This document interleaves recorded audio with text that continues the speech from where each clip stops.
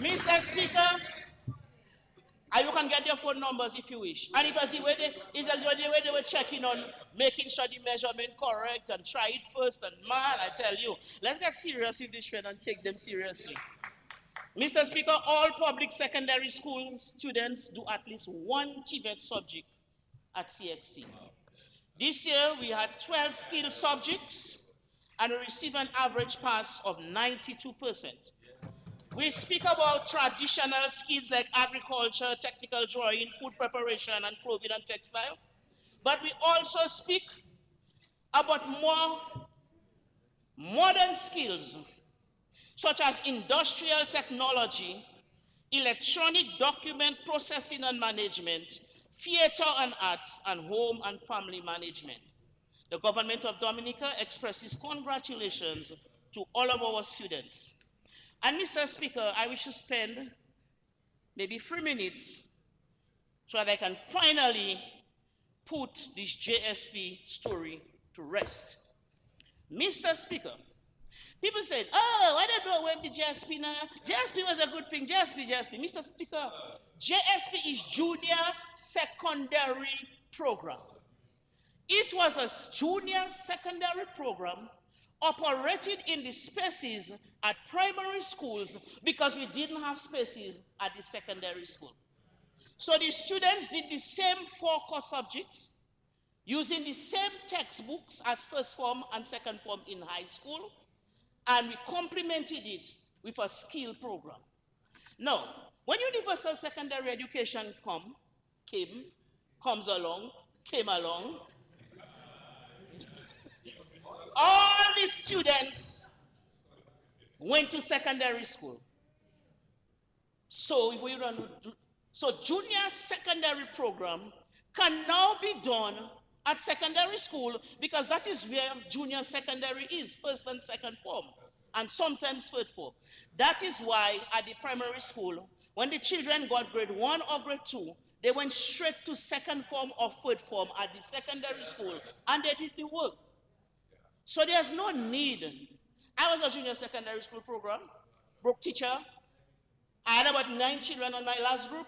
When we went to the secondary school, we all went down to the secondary school. We went down with our sewing, we went down with our woodwork, we went down with everything. We even took some of the tools from the primary workshop and we brought them down. So I am saying, after today, let that junior secondary program story rest in peace because we have passed that level. We are now looking at industrial skills under the TVET program. Okay, Mr. Speaker, since we began to award national vocational qualification, I want to say that our national vocational qualification certificates, they are recognized in all CARICOM countries because we follow Cantor's standard. Our TVET Council office is very busy. Currently, we have 120 portfolios under review. We have 58 students waiting for their certificates. And Mr. Speaker, our goal is if we can certify 200 skilled people in 1 year, we good, you know. We good. And Mr. Speaker, we have grown. Now we are doing what we call the PLA. The PLA is where you go to where people work, and you certify them based on what they already know. A number of firms and institutions are calling us to certify their skilled workers. And that, or like now, we have 85 people registered for an NVQ certificate through PLA. Because if a person already knows how to lay tiles, you don't have to make them go for a whole skill training. You go and you assess them on the job that they're laying the tile, and you certify them as that. You certify them based on their units that they have mastered. Same thing with cosmetology. If a person working doing nails, you can call us in. We can do them at level 1, nail preparation. Everybody working in the cosmetology shop don't have to be able to take it all the way up to acrylics. I say good. To acrylics. I'm not so thinking those things. A person can just be there preparing the nails. And then the customer goes to another person. Then the customer goes to the last person who will put the design. So you really don't have to be certified in the whole thing. If it's nails you can prepare for now, we certify you with nails. Oh, I know. Let me tell you something, Mr. Speaker. I don't have to take you on, how to take my time.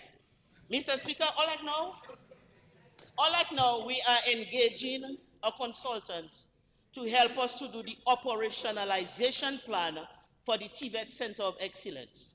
Because that place will not just be for secondary students, it will be for everybody to go back to school. Okay? OECS eyes on us with that center there. Because we'll be preparing people for industry. That is why I want to say to the people of Rosonov, everybody telling, Senator told the Cassius, young people get ready, everybody saying get ready. I want to say to Rosonov, get ready. Because when we have students coming from all over the Caribbean to do industrial certification in welding, they're going to want places to stay. And the closer they are to the center, is the better for them. So everybody needs to be getting ready for what is going on. Mr. Speaker, today might be the last time you might hear me talking in Parliament about adult education as it is now.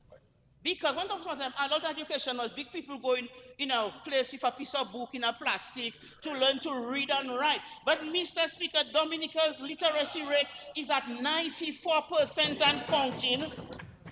We are the 8th in the 10 most intelligent people in the region.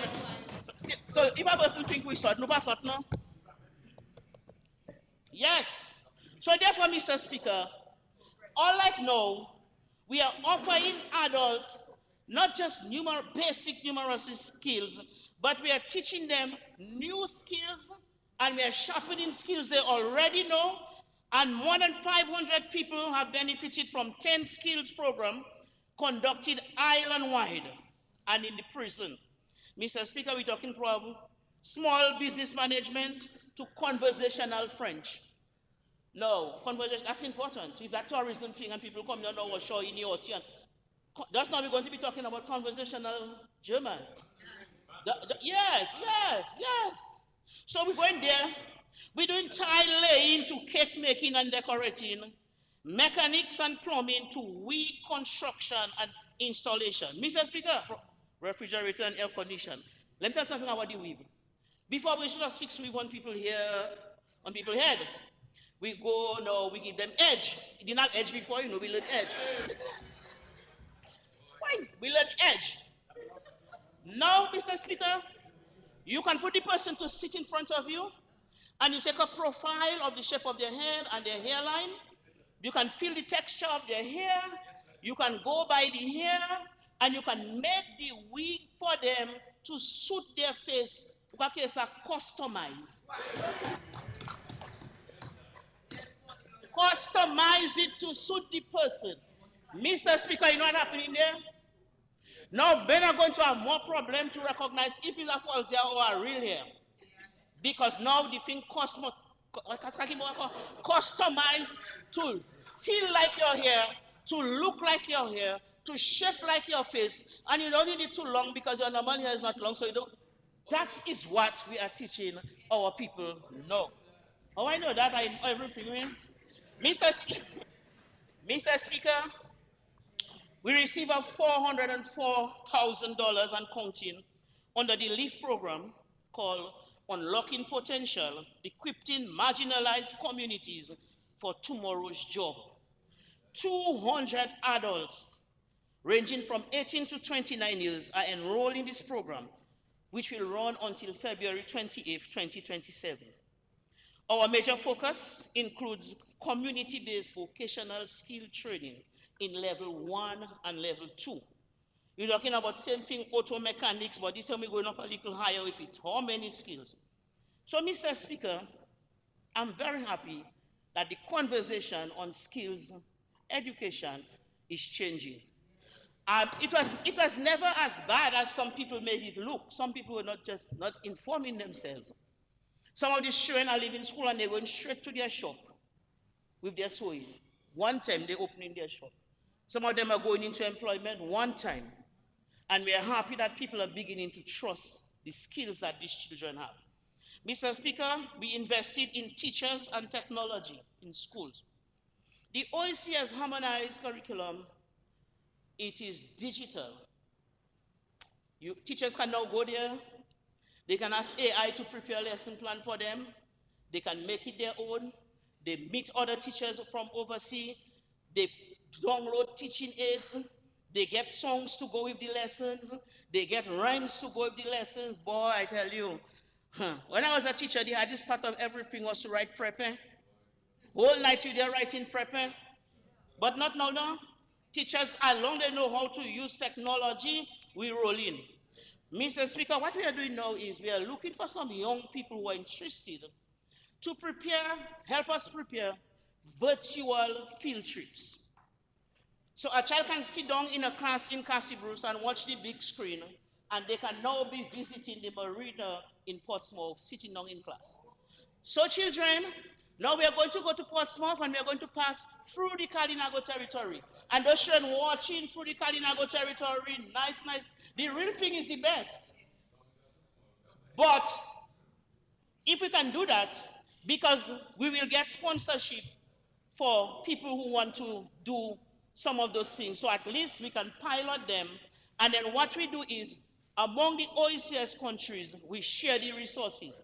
So a child can sit down in a class in St. Lucia and also visit the marina in Portsmouth using some of the resources. And we too can use what St. Lucia have, and our children can be sitting down in Pigeon Point.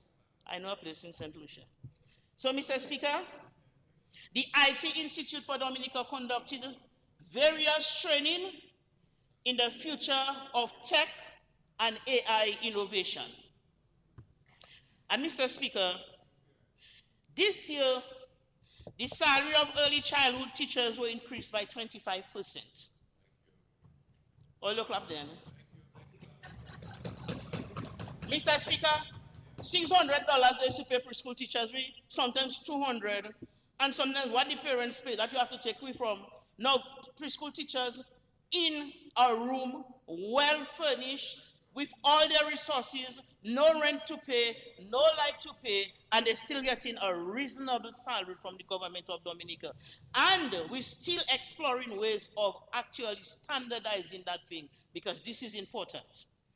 And Mr. Speaker, all principals who met the requirements, they receive transportation allowance, and all at the beginning of school, teachers receive an allowance to help them by teaching material. First time we was last year ever. First time we. Boy, anyway, I wish but I can't go back there. Mr. Speaker, you see that tax, that 10% tax and that custom reform? The next meeting we have of teachers, somewhere in February and March next year, I'm going to pass outside of the building before they know. Because I'm going to tell you, somewhere when you have a teachers meeting, you see follicle ride. I can guarantee you, if you see that, by next year March, when teachers have a meeting, take a pass by the building, and I'm telling you, you will see right back there. Yes, because that is what that does for the people who have been longing to get a vehicle and other things that they cannot afford it. Now teachers will have right to. Mr. Speaker, we continue to explore and support ways to develop the Dominica State College. You know already it was 7% of children used to go to college. Now, as long as you are a high school graduate, you can go to college. The government of Dominica, we provided a subvention of more than $3.7 million last year for salaries. We also paid more than $2.6 million for students. And before, one person in the community are going to college. And as long as you go in college, you come in a kind of a precious as if, you know, they're walking in their hands, so they say, ouch, you know. Yes, as if they cannot walk in the country. What? No, Mr. Speaker, I have 47 children in Cassie Bruce going to college, you hear me? Because of what this government has done. Before, 30, 40, 50 children graduating. Now, no less than 300 children in a college graduation.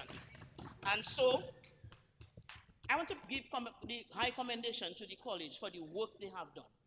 They have worked well. But Mr. Speaker, we're in a process now of reviewing the report from the consultation, because the whole plan is to reposition the college, same thing that I could do in school, to be future-oriented, to be innovation-driven, to respond to the needs of our projects. Yes, and the industry. Mr. Speaker, I'm going to say something about the GATE program. The GATE, the GATE what you can walk through to go university, government assistant for tertiary education, is GATE. So you can just walk through that gate without land paper. Oh, you didn't know that then? Oh. So, but Miss Honorable Dennis Charles gave such a good example. But I am saying that we continue to honor that. And so we extend thanks to the Republic of Cuba, People's Republic of China, Mexico, Morocco. We also, outside of that, facilitate students to pursue scholarship opportunities through OAS. And while we're on that, we want to congratulate our 10 doctors who are coming home from Cuba. Put your hands together for them. That should show you by Dominicans resilient. Give us that. Yes. And to the people who wanted us to hurry up, evacuate, since January, come out. And the students said, Minister, we don't have no reason why we need to come out. We can stick it out still. We are happy to welcome them home at the end of their study. In this budget, we hear about the 10 Dominican students will receive scholarships from the University of Guyana and additional scholarships in Romania. We're looking at fields like like aviation and other disciplines that we need. That's our focus, to make sure we have people who can serve in these places when we have completed. Because we don't want it to ever be said that we have to get young people from outside to work in those projects. When they are finished, there will not be projects again. There'll be institutions and whatever.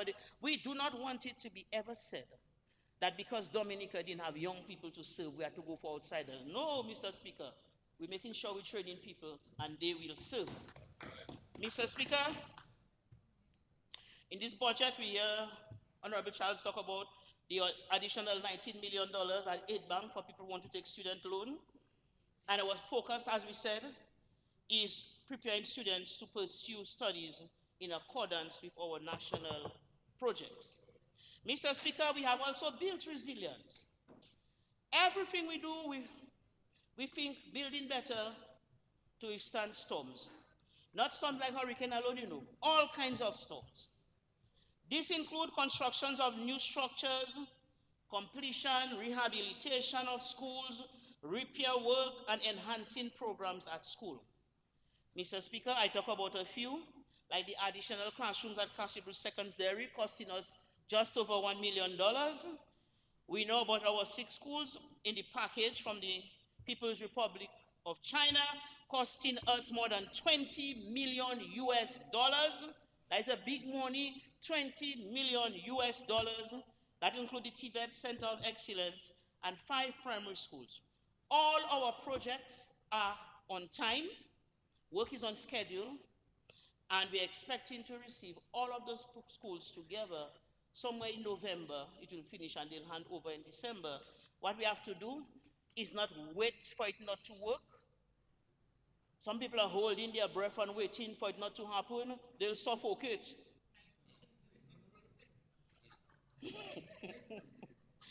They'll suffocate you if they continue. What we need to do is to let's hope and pray that things will go as they are going so that we can get our school. Mr. Speaker, more than $180,000 was spent doing work at the Goodwill Primary School, and we still have some money to spend there doing the yard. They have waited a long time and we are happy. We have work to continue in Cornwall Street, and we will spend almost $1 million to do work at the Dominica State College. We also gave protective gears to schools, especially for the Tibet students. We gave fire extinguishers too. And Mr. Speaker, we built resilience in our students by strengthening our pastoral care and mental health education at our schools, counseling, social work. Because if children cannot learn if they have too many things on their mind. So we are happy that we didn't just build strong schools, but but we also try to build strong minds.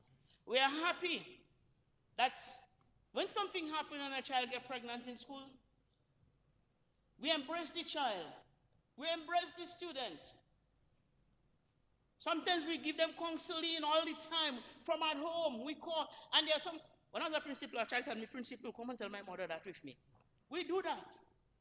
And if we have to buy the layers, we buy the layer too. And we put them in bags and we take them home. And we support that home so that that young girl can come back to school. And we have now some of them who are nurses and some of them who are working in offices. If we had decided to just let them go on the wayside, we would have another recurring problem to deal with now. So we are happy, Mr. Speaker, for the arrangements that are made at schools through this government's policy to embrace students. Mr. Speaker, we have strengthened parental participation in students' education. As of now, we have our 4 district PTA, and we are hoping that those district PTAs will play a major role in the mentoring program that we discussed in the budget. So we're hoping that they will share their skills. I look at the profile of some of those people who are on those district PTAs.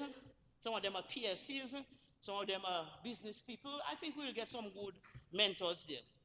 Mr. Speaker, a lot is going on in education. I'll give you a summary. But the thing that really makes my heart glad is that Dominican schools are becoming happy places again, especially primary schools.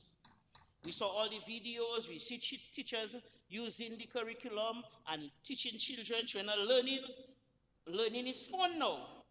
Students are happy, parents are happy, and Mr. Speaker, these parents are not afraid to share their satisfaction.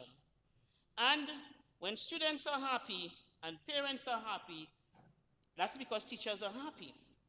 Mr. Speaker, teachers are happy. I was in this system, and I've never seen teachers so happy as they are now. Just look at the footage from Teachers' Day last year, and I'm waiting for this year. Mr. Speaker, this is what is going on. The Ministry of Education, Human Resource Planning, Vocational Training, and National Excellence will receive the second highest allocation, 76.9 million, or 11.4% of the thing. This budget has made provision for the strengthening, continuation, and completion of ongoing works and the implementation of new initiatives. But most importantly, it will fund teachers' salary, and we will continue to run our safety net programs that support learning while easing up the cost on parents. Mr. Speaker, these are not just figures, as we say, they represent another demonstration of this government's commitment to education as a key driver of national development. So we have set the foundation, and this budget is about to take us to the next level. Because one of the major tasks this year is to future-proof learning. Because, Mr. Speaker, in order for Dominica to realize the social, economic gains of quality education, it must have a school curriculum that is future-ready, inclusive, and sufficiently flexible. As such, work will commence on the development of a TVET core curriculum for lower secondary school under the WHISTLE program. This project is to develop a comprehensive curriculum which integrates technology, life skill, TVET, entrepreneurship, arts, and resilience education while serving the needs of all students in both general and special education settings. So, Mr. Speaker, it's very challenging to provide quality education to all, and sometimes it's formidable. I can spell words, but I can't always say them, but you know I don't even worry. Mr. Speaker, when you say your first pa at 3 years and 11 months, and you never stop talking, if you stumble over a word, that is a compliment. So that, and therefore, Mr. Speaker, I said that in public. And do you know the number of parents who call me after that their child 3 years old and not speaking? What can I do that their child, you know, because some people just give up, you know, when their child 3 years and not speaking. You look at the real person behind me saying yes. So, Mr. Speaker, that's why I want to extend gratitude and appreciation to all the churches and the organizations who are helping in education, to my PALSEC, Honorable Wenham Shepherd, the PS, and all the officers. If I have to send call one by one, I will take my time. I want to thank the Honorable Prime Minister too, and the cabinet colleagues are always supporting the education thing. Because you see, a lot of things rotating around education, you know. If tourists want to do a program, they have to come in the school. If sports want to play a football, they have to come in the school. If small business want to do a training, they have to come in the school. The health in the school, the geothermal in the school, the garbage in the school. But how now they put some big bottles by the school to put plastic bottle. Everything is in school. So I thank them. We have gardens now. Where the minister? All schools have backyard garden now. Big thing. If you see the size of those watermelon, all schools have backyard garden now. So everything, we thank them. And I want to take a little time, my little rest of time, Mr. Speaker. That's just a summary of what's going on in the Ministry of Education. Mr. Speaker, I want to take a little time now for him to talk a little bit. No, you have other people to talk and come talk a little bit of what's going on in Cassie Bruce. Mr. Speaker, Cassie Bruce constituency. Oh, Cassie Bruce constituency. That is ranging from Pidit Soufriere all the way up to Formel. Okay? I see the minister for Kalina go take Wakama, but that's the next war. Because we're in Wakama too. Mr. Speaker, in Cassie Bruce constituency, we have worked hard. We have worked hard to bring projects, improving infrastructure, supporting local business, advocating for vital services. And I want to thank Wachi Kamra and say thank you to all of you for your support and for your dedication in making sure things happen. From road repair to education initiative to housing to agriculture. Although we're not in the same place as we were last budget, Mr. Speaker, we have moved. True or false?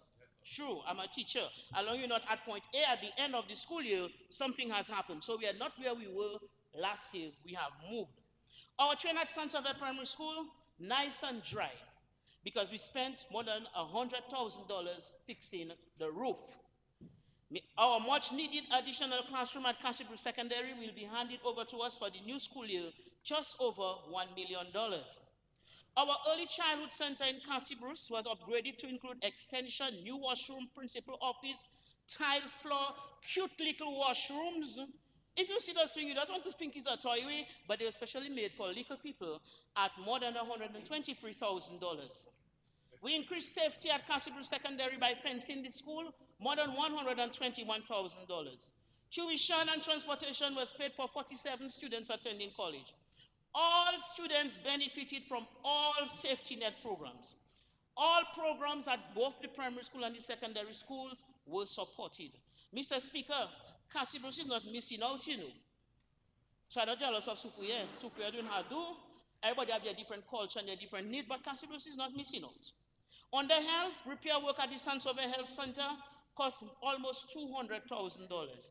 The Cassie Bruce Health Center is being upgraded and made smart to improve water storage and electricity, and that is costing us more than $2 million. And when it is finished, it will be called the Hyacinth Thomas Health and Wellness Center. Mr. Speaker, we call her Nurse Madam. That's how we call her. Nurse Madam gave exceptional service as a healthcare provider, and we are very glad that her legacy will find a home in that center. Mr. Speaker, our people 18 and under and 60 and over continue to receive free health care. Mr. Speaker, me too. Mr. Speaker, last week I went to do a procedure at the hospital. I went to the counter, they gave me the price. I pull out my dollars. I also pull out my card. Then the lady said, but your date of birth is not on the paper. How old are you? I said, I'm going to be 61 just now. She said, oh, well, you'll just pay $300. I said, oh, I'll be 61 in the next couple months. I over 60, you know. Mr. Speaker, I was so happy to say that. I put back my card in my purse. I put back my rest of my dollars in my purse. And I was happy to pay my $300 for my procedure. I didn't even realize I was. Imagine, I said, Oster, you know they give me a discount because I'm 60? He says, it's for everybody, even if you can afford or not. Mr. Speaker, I got my discount on my health procedure, and I am glad.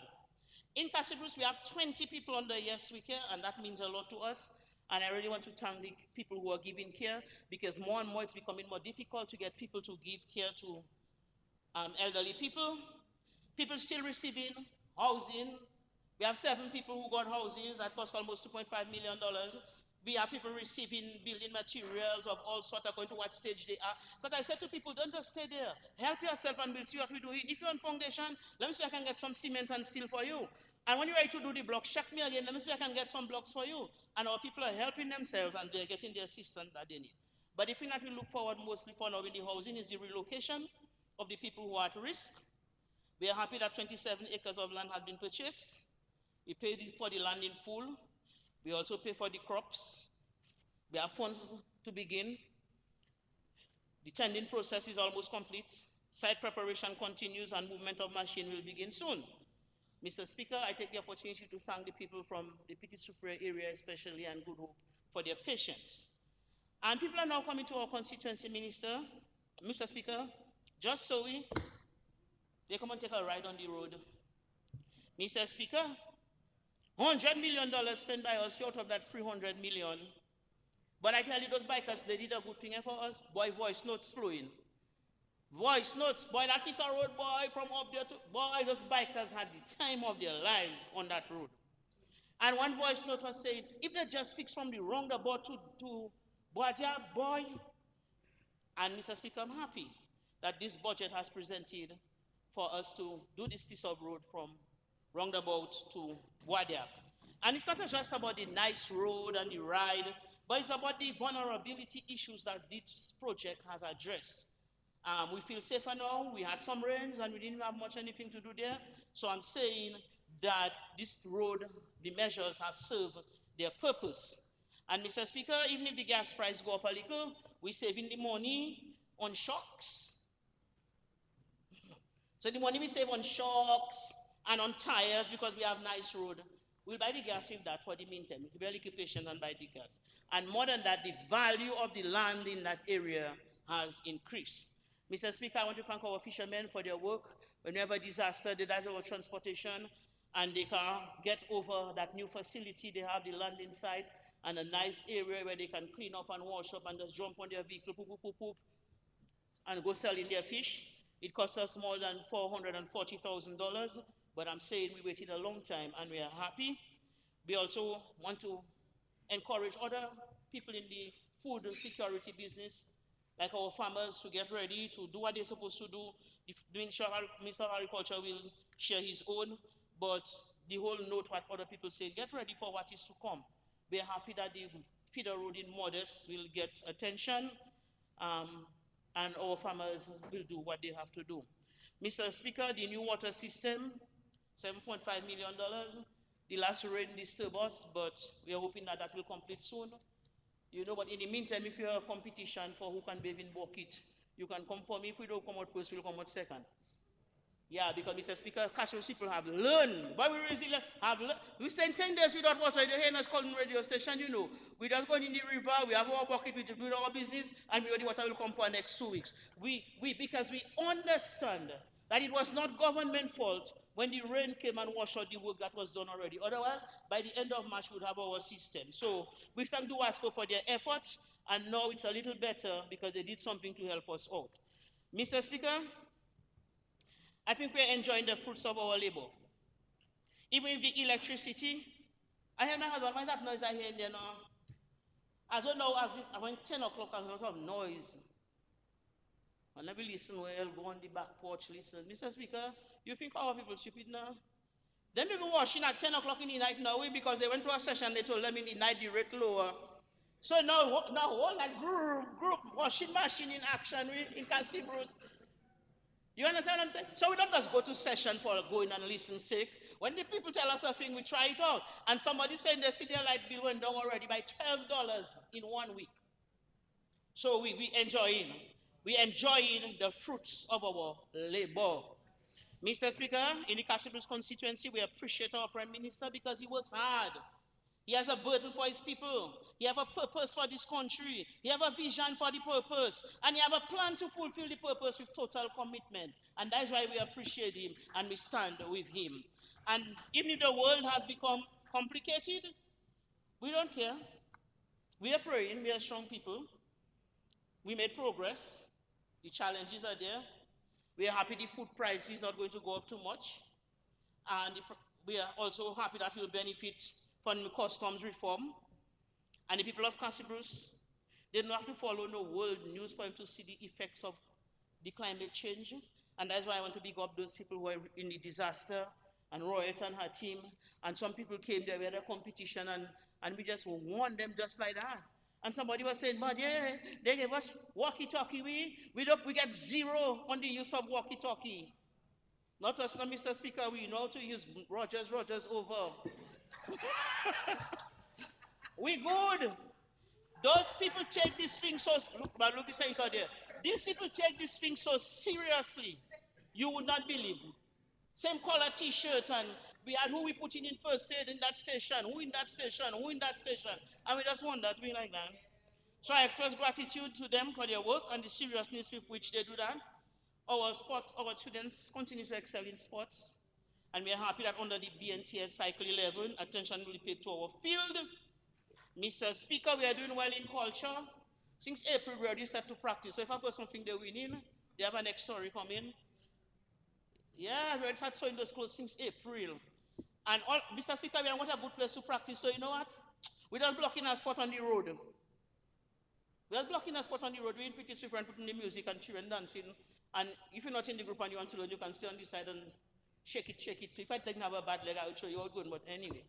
So, Mr. Speaker, I thank everybody, the health workers, the teachers, the youth officers, everybody. They say don't call names, but I must pay some gratitude to Mr. Johnson Drago. Bodje. What are you? What we do now without John? I want to give the senator to a high level of gratitude, Mr. Speaker. Since March, I've been struggling with health. Since March, and I follow in them, but the speed they're going to make, I can't keep up because you know already. But what we do, what we have to do, the young people, they have not now they leave me behind because the gap widening. I'm a senior citizen now, so I thank those younger people for helping out with the young people because those things those young people want to do, they miss around with that moves now. Now they want to. I don't mind the older people go and visit sick and so, but you see those young people, the energy is just not there again. So I thank the young people for keeping it up. I want to thank my husband, my love, Mr. Speaker. Let me tell you something. When God make me, He had that man in mind, you know. Because, Mr. Speaker, I'm not laughing stuff, you know. If you see that was the next person, I tell you, they already finished with me, you know. But he's there, and he supports, and you know, he does it with so much grace. I want to thank him, man, for his support. He's a real good guy. He's a good guy. The rest of the family also, thank you. I thank God for his enablement, all the people who are praying, all the labor groups, disaster group. If I forget somebody, please excuse me. Mr. Speaker, I know sometimes we are troubled on every side. Sometimes we are in distress, but we are not perplexed. We are not in despair. We may be persecuted, but we are not forsaken. We may be cast down, but we are not destroyed. 2 Corinthians 4:8 and 9. Mr. Speaker, with all of that, I want to say may God bless us as we continue to protect our progress, strengthen our independence, and secure our future. God bless us. God bless Dominica. Jesus love you, and I love you too. Good morning.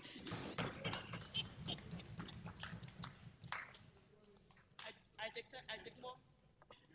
take more. You had an additional 5 minutes. Yes. Honorable Grant, I saw. No?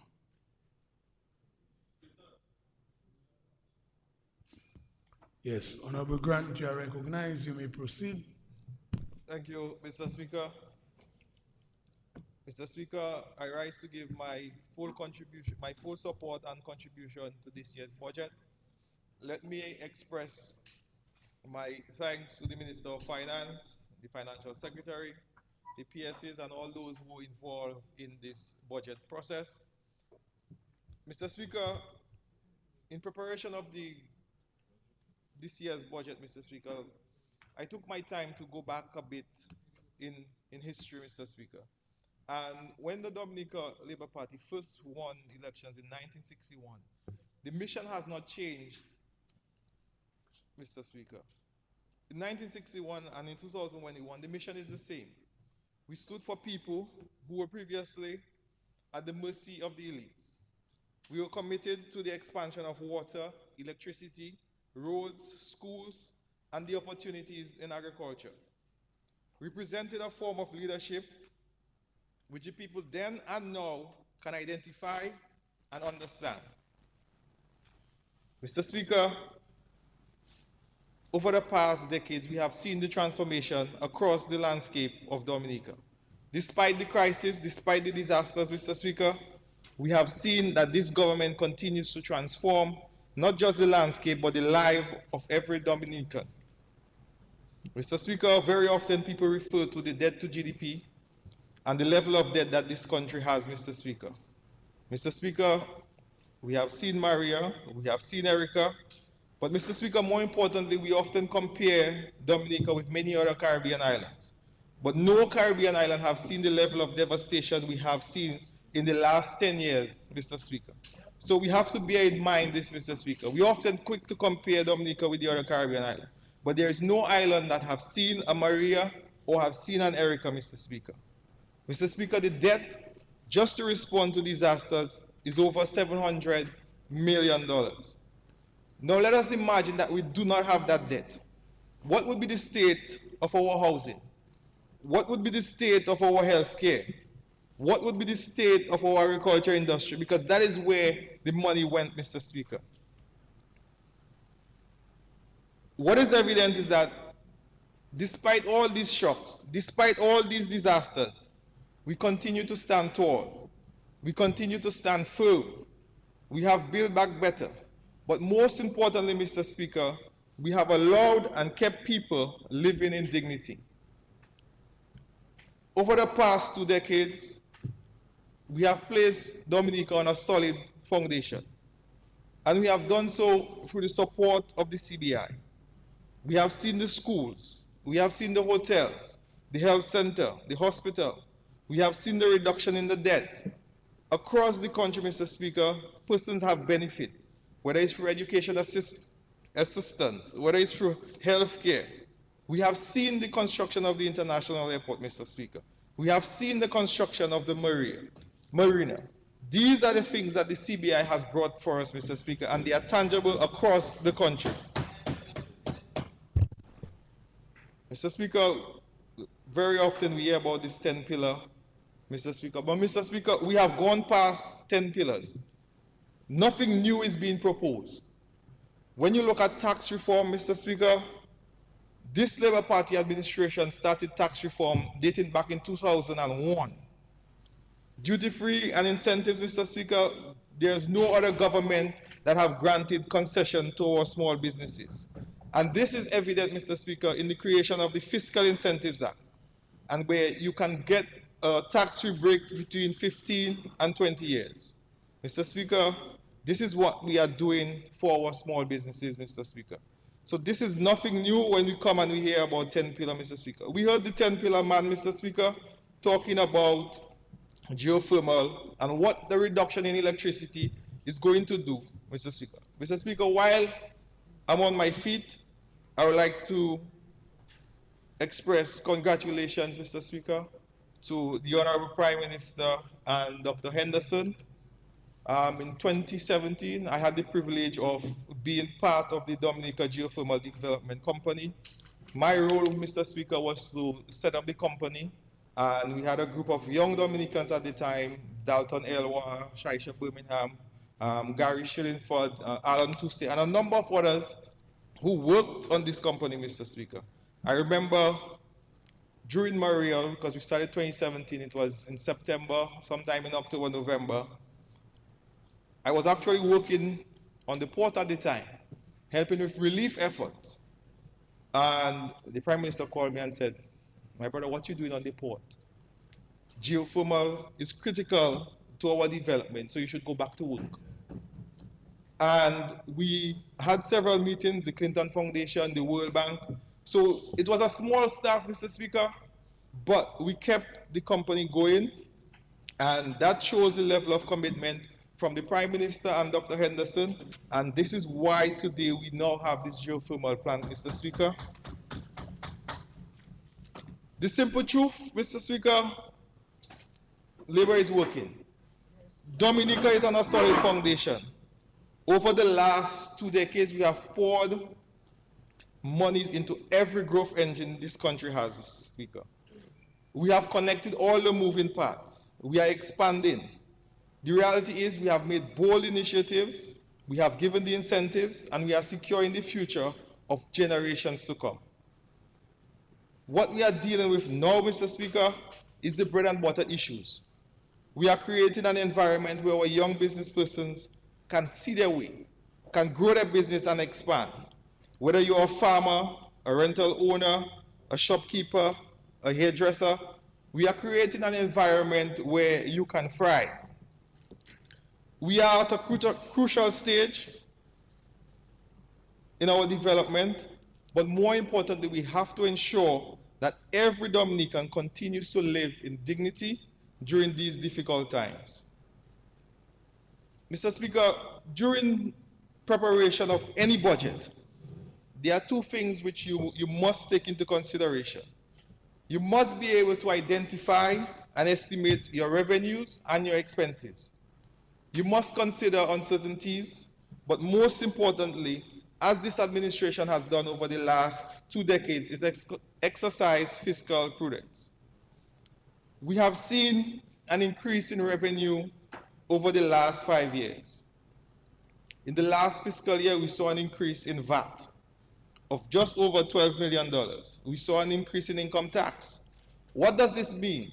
It means that the measures, the policies, and the investment that this government is making is bearing fruit. What it also means, more people are working. There's an increase in the consumption of goods and services. Companies are not only investing, but they are expanding. Mr. Speaker, to support my interpretation, let us look at some figures from the Dominica Social Security. 2020, contributions, 62 million. 2021, 66. 2022, 73 million. 2023, 76 million. 2024, 75 million. 2025, 90 million. During that 6-year period, Mr. Speaker, contributions have increased by 50% or 30 million between the period 2020 and 2025. And that means more people are working and therefore they are paying into the Dominica Social Security. This is why I am confident that this government and this budget is taking a practical and sound approach to driving our economy upwards, but most importantly, increasing the spending power of all Dominicans. Mr. Speaker, we heard the complaints of the young professionals, the middle class. We listened and we responded. And very often we hear about tax reform and tax reform. But Mr. Speaker, it's important to note, prior to 2000, anyone earning as low as $1,000 had to pay tax. And who are these people? The messengers, the drivers, the clerical assistants. All these people had to pay tax. And what we did from 2001, we gradually increased who had to pay tax. So we shifted from 1,000 to persons owning over 1,250. In 2008, we increased this again to persons over 1,500. In 2009, we increased again to persons owning over 1,666. In 2015, this was increased to 2,083. And in 2018, Mr. Speaker, we increased it to $2,500. So anyone who earns under $2,500 as of today does not pay tax. Now, let us look at what this means when we have reduced the flat rate across the board for every Dominican, Mr. Speaker. Whether you're a police officer, whether you're a nurse, a government administrative staff, or you're in the private sector. The first $30,000 on your $48,000, Mr. Speaker, is tax-free. And bear in mind that all the allowances, Mr. Speaker, it's important to note, all the allowances that exist previously still exist with this 10% flat rate. So we're talking about the residential allowance, the mortgage allowance, the student interest allowance, the home insurance, and the medical insurance, Mr. Speaker. All these allowances still exist. And Mr. Speaker, while I'm on medical insurance, it's important to note that what this government is trying to do is encourage our citizens to take medical insurance because medical is very expensive. And the reason for giving us the allowance is that if you sign up, Mr. Speaker, you get a tax rebate because of having medical insurance. We heard over the last few days, Mr. Speaker, that this new 10% is only for persons earning a certain amount. The lawyers, the doctors, the accountants, the land surveyors, the engineers. Mr. Speaker, what I would like to urge all these professionals who are now earning those savings, you can now pass it on to your employees. So if you have a housekeeper, Mr. Speaker, you can give her an increase. If you have a groundsman, if you have admin staff within your private practice, within your private office, the savings that you are getting from shifting your tax band from 35% to 10%, you can pass it on, Mr. Speaker. Mr. Speaker, if you are going out because you now have more disposable income, if you are going out to eat, Mr. Speaker, I would like to encourage persons to tip your waiter. Ensure that the hard-working people in the hospitality industry, Mr. Speaker, ensure that they get a little extra something before you leave. Don't take your change. Leave it at the table to ensure that the hard-working people within the hospitality industry get some benefit. So, Mr. Speaker, what I did is to outline that everybody within this country is going to benefit one way or another from the 10% flat tax, Mr. Speaker. You're also going to see an increase in the consumption of local goods and services. Mr. Speaker, this government has always been about putting money in people's pocket. And what we did with our measures, we saw the interest rate drop, Mr. Speaker, and sometimes we tend to forget. So it's important that we remind persons, before this administration came into power, a mortgage was as high as 8 and 9%. This has now dropped to a low 4.5%. And if you're a public servant, we heard that the Minister of Finance said that we have a 2% and persons are already applied and approved. But Mr. Speaker, outside of the mortgage, we also had the sale of lots, Mr. Speaker. And this morning, I came across a land for sale in the Canefield East area, Mr. Speaker, for $26 a square foot. Bear in mind that these are the lots that government also sold 5, 10, 15 years ago at $5 per square foot. These lots are now being sold for $26 a square foot. So with all these measures, Mr. Speaker, what we are encouraging persons to do is take a mortgage, take a student loan, improve yourself to ensure that you have a bright future here in Dominica. Mr. Speaker, the customs reform measure is huge. This is going to benefit every Dominican and is going to touch every room within your house. Mr. Speaker, one of the complaints is that importing vehicles has always been very expensive and costly. So, Mr. Speaker, with your permission, let me just look at 2 examples of, what Dominicans are ordering now. So let's look at a vehicle under 10 years, a Suzuki Swift, 2017, Mr. Speaker. Prior to this measure, it would have cost $32,000. With the new measure, it's costing $28,000. But Mr. Speaker, it gets better. if you are a public servant and you're entitled to duty free as a traveling officer, this is going to cost only $22,000. Mr. Speaker, we have different class of drivers, we have different class of persons. You might want an SUV, you might want a CRV, or you want the more popular ones, the Subaru XV. Prior to this measure, Mr. Speaker, it would have cost every Dominican $40,000. With this measure, it's going to cost $35,000. That's a saving of $5,000. But Mr. Speaker, if you're a public servant and you're entitled to duty free, this is going to cost $28,000 for a CRV or a Subaru XV, Mr. Speaker. What we are doing is giving citizens the power to buy vehicles under 10 years, Mr. Speaker. We are making it easier for the average public servant to own their own vehicle. Mr. Speaker, this measure does not only apply to vehicles.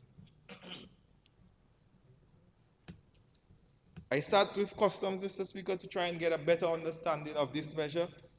And I looked at a 40-foot container of food items, including freight and the cost of purchasing.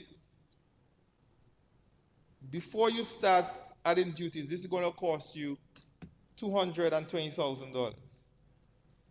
What you would pay in terms of the duties normally before this measure is $76,000. With the new measure where you remove compounding, it's going to cost $70,000 to pay to Customs. Now, what does this mean for the average consumer? Just as an example, if you have 1,500 boxes, Mr. Speaker, of cornflakes or any other food item within that container, automatically each item within that container would reduce by $4. Now, what this means if you are importing a stove, a fridge, it's an automatic reduction. There will be and should be, Mr. Speaker, an immediate reduction in the cost of food, clothing items, spare parts, tires, building materials. Everybody will benefit and have more spending power because of the customs reform and the removal of the compounding, Mr. Speaker. This is not a selective measure.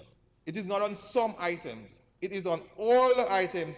Therefore, a reduction would be on every item within the country, Mr. Speaker. Mr. Speaker, I support wholeheartedly the $17 million made available or will be made available to the aid bank at 3%. $19 million, Mr. Speaker. Mr. Speaker, what does it mean for our small business owners? Mr. Speaker, I had the pleasure of working for just about 10 years with small businesses across the country at the NDFD. Whether it's the fishermen, the agro-processors, the farmers, the nail techs, the hairdressers. How do you see this benefiting them, Mr. Speaker? That is the question everybody is asking. But it gives them the opportunity to buy new equipment, whether they need working capital, to digitize their small businesses. So, Mr. Speaker, it's important that we break this down so that the small business understand. Commercial institutions, including credit unions, Mr. Speaker, if you're taking a business loan, it's 8 to 9%. So, as a small business, you decide that you need $30,000 for the expansion of your business. You are given 10 years. What this means is you will pay $380 a month, but the interest or the cost of borrowing, Mr. Speaker, is $15,000. So at the end of the 10 years, you end up paying back $45,000 on a $30,000 loan at the commercial institution. With this facility, $30,000 at 3.5%, you would be paying $296 a month. It's just about $100 difference, Mr. Speaker. But importantly, at the end of the loan, you would be paying just about $10,000 less in interest. And as a small business owner, this is significant. So what you have is not only savings in terms of financing, You have a custom reform measure. You have the exemption of what we did a few years ago in terms of your packaging. And Mr. Speaker, as a sole trader, the 10% flat tax is also going to benefit you. So what we are doing is giving all businesses the opportunity to expand, to stimulate the economy further, to create more jobs, Mr. Speaker. And Mr. Speaker, within my own constituency, I will be having discussions with the young man who wants to do poultry, who wants to set up a pig farm, the hairdressers, the nail techs, all the shops and restaurants, even persons who are interested in the small guest house, the taxi business. We are going to have discussion, Mr. Speaker, to ensure that they benefit from this facility.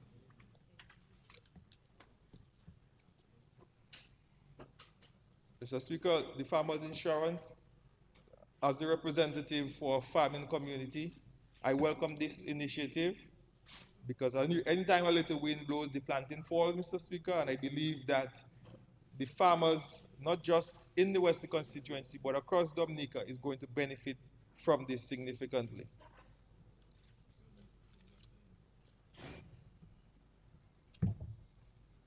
Mr. Speaker, the Ministry of Public Works, we continue to invest heavily in roads. The Lubia to Bagatelle Road is on stream. We have seen the mounting of several bridges. Just to the public to note, Mr. Speaker, due to the breakfast fete, we temporarily opened the road from this today to Tuesday to allow for our visitors to travel safely to Granby. Mr. Speaker, every time I stand here in this honorable house, I must express my gratitude to the people of Wesley, Woodford Hill, and Palm Tree. Mr. Speaker, I would like to thank them for their patience and understanding while we construct one of the largest and most transformational projects this country has seen. They have been real patriots, Mr. Speaker. I am happy to report that while we have our challenges, while we have our inconveniences, the people of Wesley, Woodford Hill, and Palm Tree stand firm in support of this project. And it's important that we recognize the effort, Mr. Speaker. You had a number of persons who were relocated. They had to redo their farms. And while they will compensate it fairly, Mr. Speaker, it is no easy task to give up your home of 30 years and in some cases 40 years. So they must be commended for this, Mr. Speaker, and I thank them for their continued understanding during this time.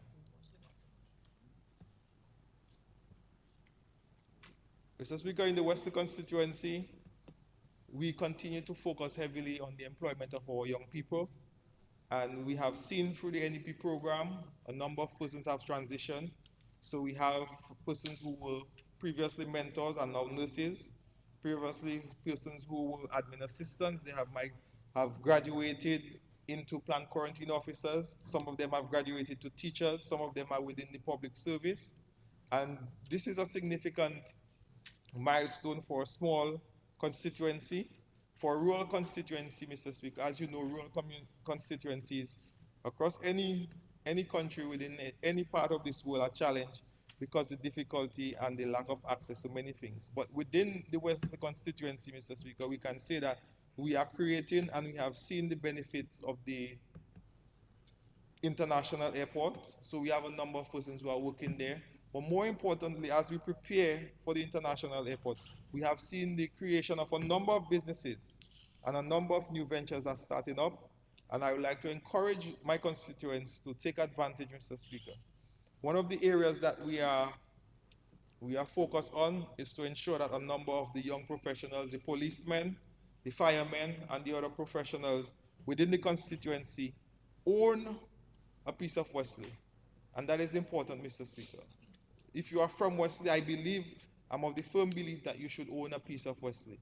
And recently, we started to sell lots, and Mr. Speaker, and it's important to highlight it's for persons without land. So we are not selling to persons who are looking for a second piece.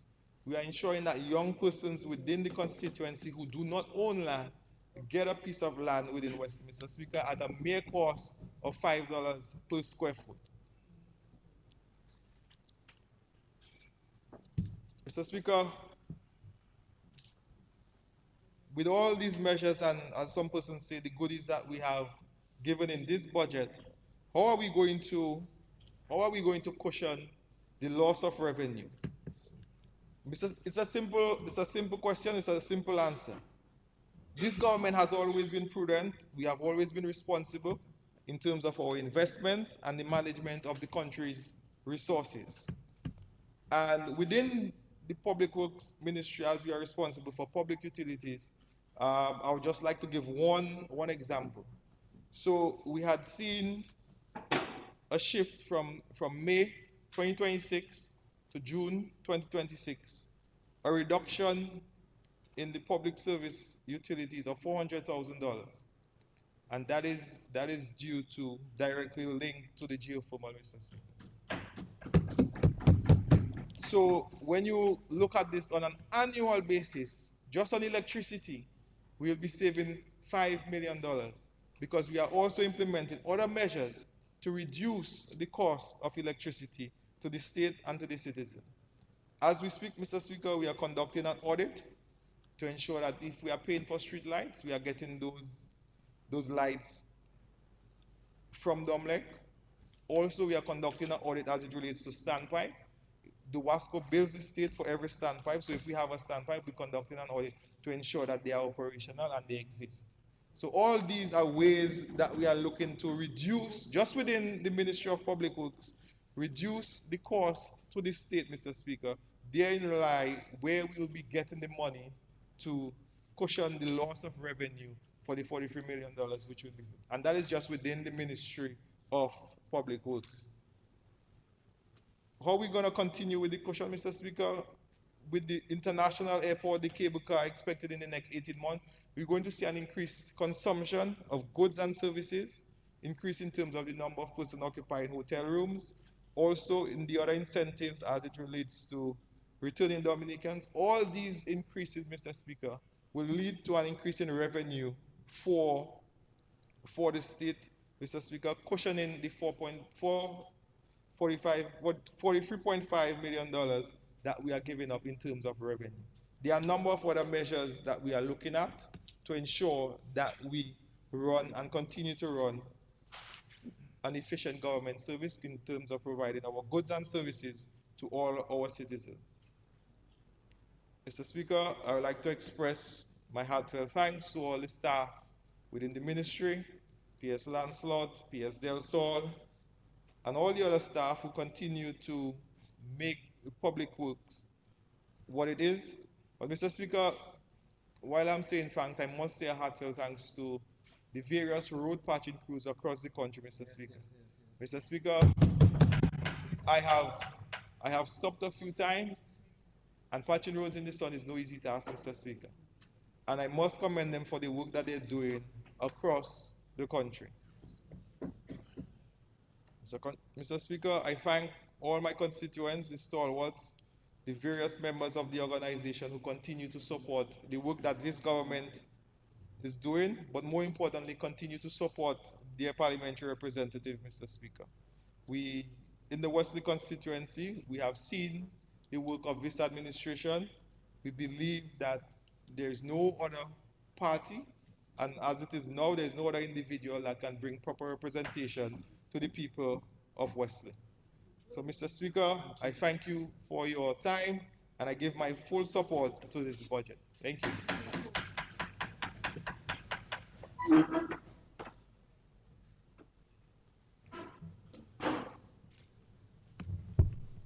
Yes, Honorable Frederick, you may proceed. You are recognized. Thank you, Mr. Speaker. Mr. Speaker, I stand to lend my full support for this year's budget appropriation, especially with allocations to the ministry I serve, recurring expenditure of 10.2 million and also a capital budget of 57.1 million. But Mr. Speaker, I want to start by saluting the wonderful people of the Salbay constituency, all the way from Wakama, close to Cassibrus, to the Hatton Garden Bridge. The folks who have allowed me the opportunity to serve them in this parliament, and also to the wonderful people who serve within the ministry that I am happy to be a part of. Looking at the budget presentation by the Minister of Finance, we want to thank him for that wonderful presentation. I see that there are a number of priorities that link directly to my constituency and also to the ministry I serve. The priority investments I see here is the construction of the multipurpose center in the Badaga community. Also, we see a number of environmental sustainability initiatives. Also, we look in a more profound way at sustainable waste management, and also the continuation of the NEP program. Mr. Speaker, when I look at in particular the Cyber constituency targeting the Carnival territory, because I said it before here in this house that the constituency is caught up with two very unique communities: the Carnival territory on one hand, and also the Atkinson community, unique communities. The Atkinson community has the Antrizal and Atkinson community, and also the Carnival territory, Badaka, Cruz River, Gorge River, Salibia, Siniku, Sensi, Mao River, and the Tuna Village Concord. So it's a dynamic community. But in the budget address, there's specific reference to the Carnival territory, speaking to the continued investment in the emergency shelter, also the East Coast roads that from Boadia all the way through the Carnival space to Hatton Garden. And importantly, Mr. Speaker, also the Sineku Primary School, which is 85% complete. I happened to visit there a few weeks ago, and the work is progressing in a very good manner, Mr. Speaker. And also, within the constructs of the Orange economy, we'll see that the Carnago culture will be highlighted.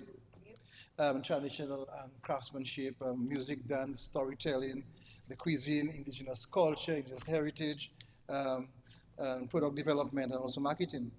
And so, Mr. Speaker, when you look at the concept of the development of the rural communities, the Atkinson community will benefit from that part of the budget space. Mr. Speaker, we're speaking about developing the Atkinson and upgrading this Atkinson playing field and other green spaces within the rural community. Installation of modern playground facilities, landscaping the green spaces, providing seating, providing walking areas, lighting, and also major amenities across the village. We speak also, Mr. Speaker, to planting of native trees and to enforce environmental stewardship. And of course, we'll work in collaboration with the Carnago Council on one hand, and also the Atkinson Council on the other hand. Mr. Speaker, we will also benefit from the community mentorship program. And so there'll be established a mentorship program where we will connect with retired professionals, farmers, artisans, tradespeople, entrepreneurs, educators, and we'll connect the youth to those people, Mr. Speaker, and we'll be part of this entire movement across the country. In terms of infrastructure, Mr. Speaker, we will also benefit from the continued rehabilitation of roads within the constituency, in Atkinson and in Carnago territory as well, and also look at additional feeder roads for access of farmlands to farmers. Mr. Speaker, importantly though, the budget spoke very candidly about environment and sustainability. Two important concepts for our island, Mr. Speaker. And so we have highlighted a number of priority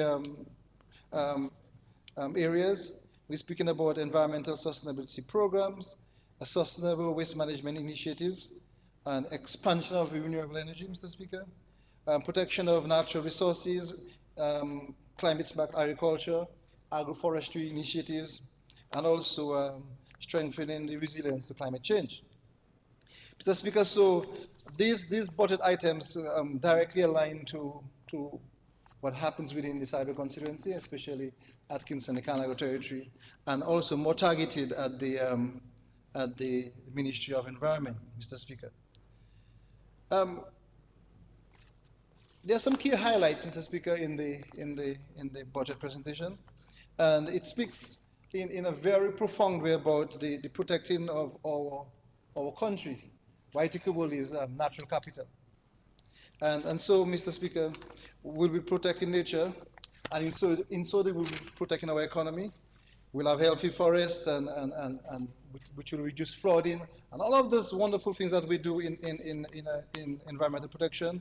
We know that what we have as a product in Dominica is beyond just what we see on the land space, but also what happens in the marine space. So all of this will be taken into consideration, Mr. Speaker.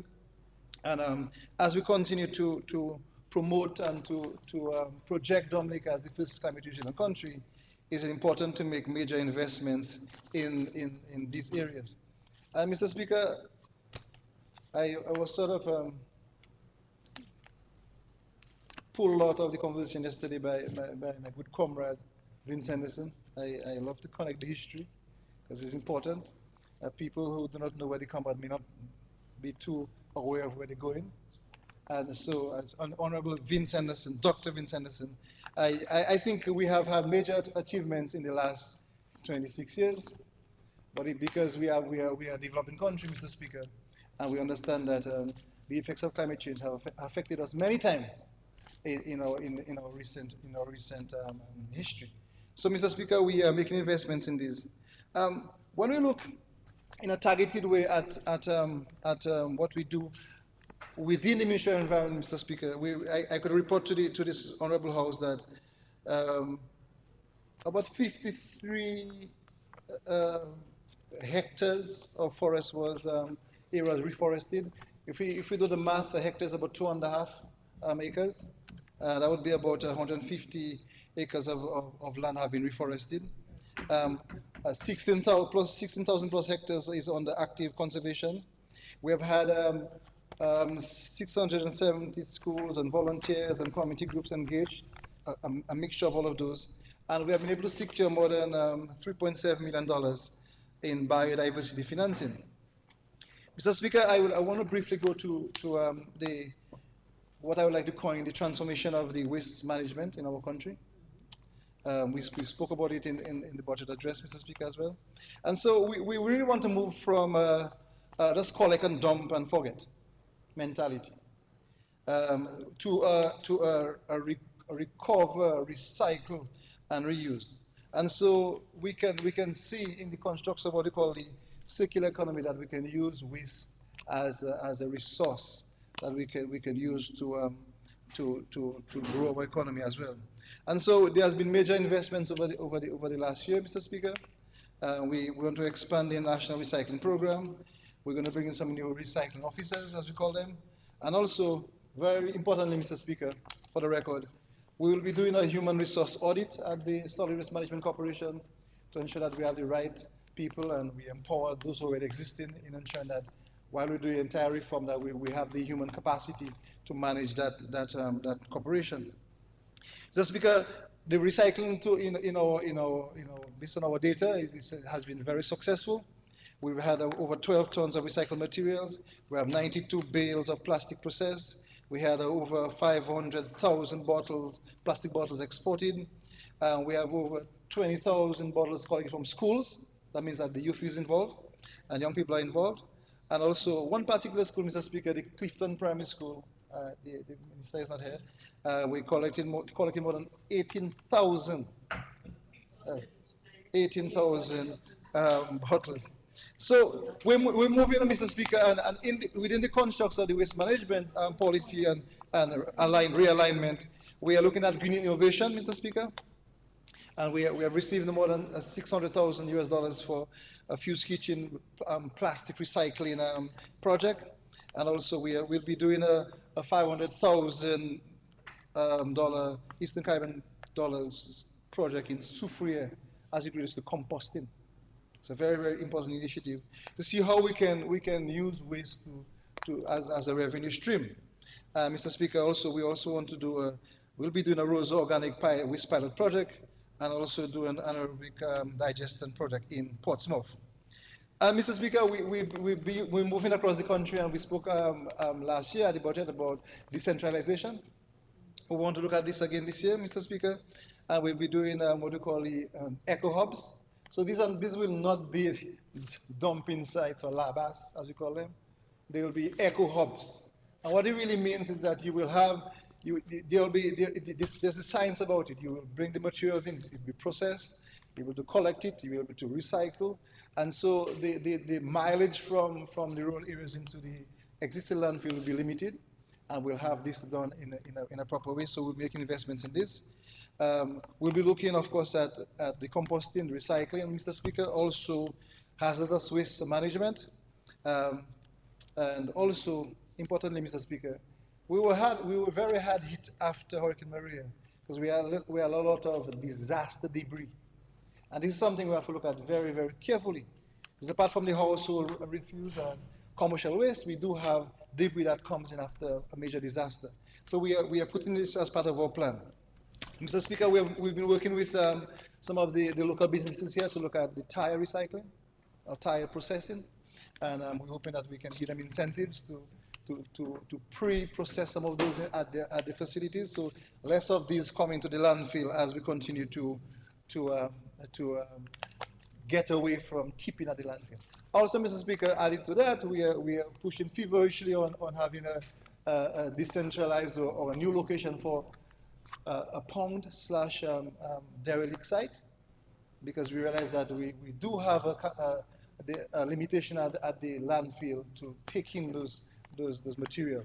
And so we'll be doing this in this financially to ensure that as part of the sustainability of the waste management, that we can do that in good time, so we can have a cleaner and more better managed waste management system. Mr. Speaker, also, but this is the important piece about all of this is there has to be some reform of the laws that we have, and there has to be the ownership of waste management by the citizens. And I'm hoping that when we do decide on the exact fees from January, that everyone will come on board to ensure that we have the revenue to manage and to do the work at the Solid Waste Management Corporation. And so we do have a national campaign, Mr. Speaker. We've been championing the Keep Dominica Clean and Green, which ties nicely with tourism. And we have support from the OECS states. We have been able to bring in waste separation bins. We will be able also to do a lot of public education. There's some things, Mr. Speaker, we think that people know. We have to educate them about it more than ever. And we will target a number of communities also to do some cleanup campaigns. And also continue competitions among the youth to ensure that they are part of the conversation and part of the solution moving forward, Mr. Speaker. Mr. Speaker, I come, as you know already, I come from a unique community, which I argue many times most of us have some heritage connected to it, the Kainago people. We had a major event hitting our community on April 26th, major trough system in our space that affected the entire East Coast, but for me it affected me a lot in the Kainago space, and we were able to do some relief. We restored the road, we ensured that homes were intact. We also provided some support to families, etc., Mr. Speaker. And I really want to salute the support of some of our partners, UNDP, UNICEF, Israel, ODM, the Public Works Division, our department, thank you, Honorable Grant, the Forestry Department, also Agriculture, Housing, and Health, because we've been able to bounce back as it is from a major system that affected the community, Mr. Speaker. And so, Mr. Speaker, we are continuing to build the resilience, and we in the Kainago space are continuing to be part of the resilience story that we push on a national agenda. Mr. Speaker, we have a small product in the Kainago space. With some assistance to small businesses, bucket gardening, etc., Mr. Speaker. $1 million from the Indian government helped to implement it through the UNDP, and working with the Kainago Council as well to ensure that we can empower folks in that space. And I spoke briefly just now about the emergency shelter, which will be much more than just a shelter itself during times of disaster, but also a cultural space that we can express our culture and our trust assets that we have in our heritage, Mr. Speaker.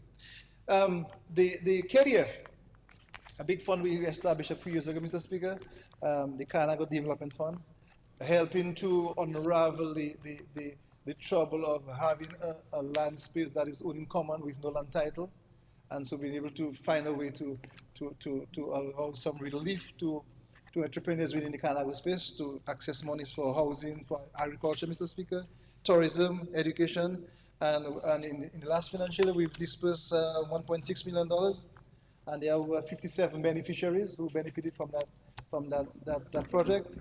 And this year is in the budget as well. We will see another $1 million allocated for the Carnago Development Fund to ensure that Carnago people are on a level playing field to access necessary finance. And some of these will go also into ecotourism or ecocultural tourism, as we say, indigenous crafts, canoe building, basket making, nature tourism, the trade development also, Mr. Speaker, and just basically allowing the Carnago folks to hone the entrepreneurial skills. Mr. Speaker, the NEP is a major flagship project of the government, and we can see it was presented here as part of the presentation by the Minister of Finance. To date, Mr. Speaker, we are almost parallel with public service. We have 3,764 participants. In the last financial year, we had 508 new interns coming in. And we are partnering, Mr. Speaker, with 394 organizations, private sector people, hotels, restaurants, barbershops. And so my call also to those folks who are partnering with us to be diligent. While we as the government are absorbing interns into the system, we expect them to play their part as well to ensure that they help to graduate, as we say, these interns from the program. Mr. Speaker, good news again, 68% of the NEP interns are women. It's a major thing because we know in the international circle, the gender issues are an important part of the conversation, and we see 68% of the participants being interns. And if you realize, Mr. Speaker, I'm saying participants, because they are part of a bigger program. It's something that is unique, that's different, and I think it's something that we can appreciate that helps people to grow and become citizens that contribute to the society. Mr. Speaker, within our workforce, we are able to develop some skills. Over 1,000 of those interns were trained. We're talking about technical certification, also financial literacy, entrepreneurship, adult education, also how to maintain equipment within the program. So, Mr. Speaker, in terms of career successes, briefly, for the NEP, 378 interns transition into full-time employment. And so in the last year, the graduation rate was 14%, which is really, really, really good. And about the target for this year will be 20%. So we're being very ambitious, and that's why the call on the private sector, the partners, it's important to help reach that target number. We are supporting communities within the project, Mr. Speaker, as you all know. School feeding for 2,356 children. We care for 528 vulnerable people. And we have over 180 caregivers trained, Mr. Speaker. And even in what we normally call the NEP, the wonderful folks we see along the highways, we have recrafted that sort of notion. And we speak to them as providing what you call environmental services. And Mr. Speaker, we've been able to maintain in the last year 320 kilometers of highway. There's community beautification happening. There's now landscaping of government facilities, Mr. Speaker. And we are presently, Mr. Speaker, on disaster response operations. So big things. And so what you normally know as the NEP, the beautification it's an environmental service that we offer to the citizens of the Commonwealth of Dominica, Mr. Speaker. Mr. Speaker, we need to continue protecting our natural heritage, and so our ecotourism site investments are key for us, Mr. Speaker. We have completed Middleham Falls rehabilitation. We also did major upgrades to Boiling Lake. While we have the aerial the cable car coming through, there are people who want to engage on the trail itself. So we have to keep on maintaining that, Mr. Speaker. We are continuing to maintain parts of the White Goblin National Trail. We did some serious work in Tito Gorge, Mr. Speaker. We have added the Col Soufrière and Tito Gorge to the list of eco sites in the last financial year. And so we'll be doing work here as well. And also various visitor facilities across the country. Mr. Speaker, briefly, the WNT or the National Trail, we will be re-establishing a dedicated trail management unit. We'll be bringing in some new trail wardens. We're looking at different ways to finance it, Mr. Speaker. And it's very important to the collaboration in the Ministry of Tourism to ensure that the people who use our spaces pay for that service to enjoy the nature, Mr. Speaker. And also, a big part of what we do, we have brought IT into the mix, and we've been able to do some e-ticketing, and we have seen some serious allocations of funds for the e-ticketing services. And we've been able to, Mr. Speaker, to build some serious partnerships within the community. So within the protected areas, Mr. Speaker, say for example the Montapito National Park and the Caribbean National Park, in the last financial year, the revenue have increased from $1.6 million to $2.2 million. And so there's, in the last year, with the e-ticketing system and the rigorous way which we go and collect our fees, we've been able to increase that by 37.9%. And we expect to see much of that in the next year. But importantly, Mr. Speaker, this has to be reinvested. And so I report to the Parliament that we have to invest in national parks. We invest into the biodiversity infrastructure, also in visitor safety, Mr. Speaker, and also in educating people about what it is to be part of a country that is called a nature island. And so you have to be part of that movement, Mr. Speaker. And so, Mr. Speaker, 95% of our ticketing frame infrastructure has been complete. Staff have been trained, and we expect, and we have already seen improved visitor experiences, Mr. Speaker. Briefly, Mr. Speaker, the Forestry Division, we're doing a lot of work there. Watershed management, climate resilience, disaster recovery. And also, Mr. Speaker, we're looking at a lot of nature-based solutions. There's a sort of notion in developing countries that every situation that happens, that goes through a crisis, we have to pour some concrete and build a wall, and we're saying that there we're able to do some nature-based solutions. So we are restoring plants along the river banks. We are doing vetiver stabilization in some areas. We are also reforesting parts of the country, Mr. Speaker, and also we're doing some serious coastal protection. Mr. Speaker, the vision moving forward, Mr. Speaker, we are pushing towards 2030 in our minds, which is important. It's part of the UN mission as well, that we're pushing towards 2030.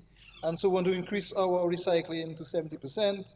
We want to restore more than 75 acres of forest again. Also protect 30% of the land and sea, reduce landfill deposits by 40%, establish Dominica as the first eco hub, and divert 60% of organic waste from the landfill, and increase our protected area revenue by 30%. And Mr. Speaker, we also want to do the human capacity piece to train 15 young environmental leaders and have a transition of 16% more young people into permanent employment within the NEP. Mr. Speaker, and so we're hoping that doing all of this within our ambit as the Ministry of Environment, we will see visitor satisfaction improving more than 25% at our various sites. Mr. Speaker, within this budget, I want to conclude, Mr. Speaker, that the protecting our nature is empowering people and also building prosperity. I see that the budget is committed to protecting our forests, safeguarding our biodiversity, modernizing our waste management system, Mr. Speaker, strengthening our climate resilience, empowering the Kalinago folks, building stronger communities, and growing sustainable tourism, investing in young people, Mr. Speaker, and securing a cleaner and greener and more prosperous Dominica. But before I close, Mr. Speaker, I want to circle into two activities which will be coming up in the next few months and weeks. On the 9th, Sunday the 9th, will be World Indigenous Peoples Day, which we do celebrate on Monday, and the United Nations has celebrated this day. I had a conversation a few months ago with the Kalinago Council, and we want to propose that might be the ideal day to have a Kalinago Day as an official holiday, because it's a World Indigenous Peoples Day, and so we're pushing this. So this year we're celebrating midwives, and we will have we will celebrate our midwives within the Kalinago space who have brought forth people like myself into this world. And so we have this activity for them on Monday, Mr. Speaker. Importantly, fast forward, the week of September 19th is Kalinago Week. There'll be a number of activities during the Kalinago Week where we will celebrate culture, we'll have food and beverage, and we'll have a good time or a bon temps. We also celebrate our heritage.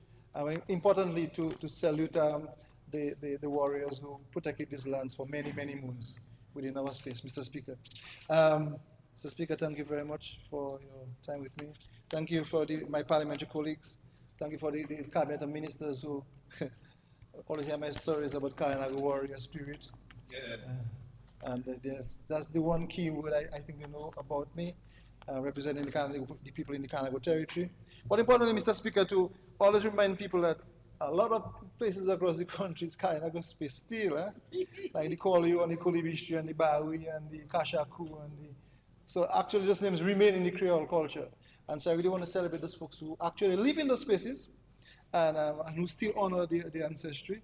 Not only those people who live within the Karinago space, but those who have an affinity to the Karinago heritage and who will support my movement moving forward to ensure that the Karinago people remain a significant part of the Karinago of the Dominican society. Thank you, Mr. Speaker.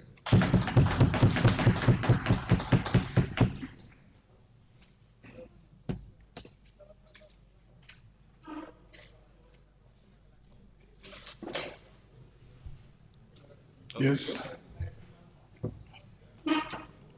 Senator Parrish, you are recognized. You may proceed. Thank you, Mr. Speaker.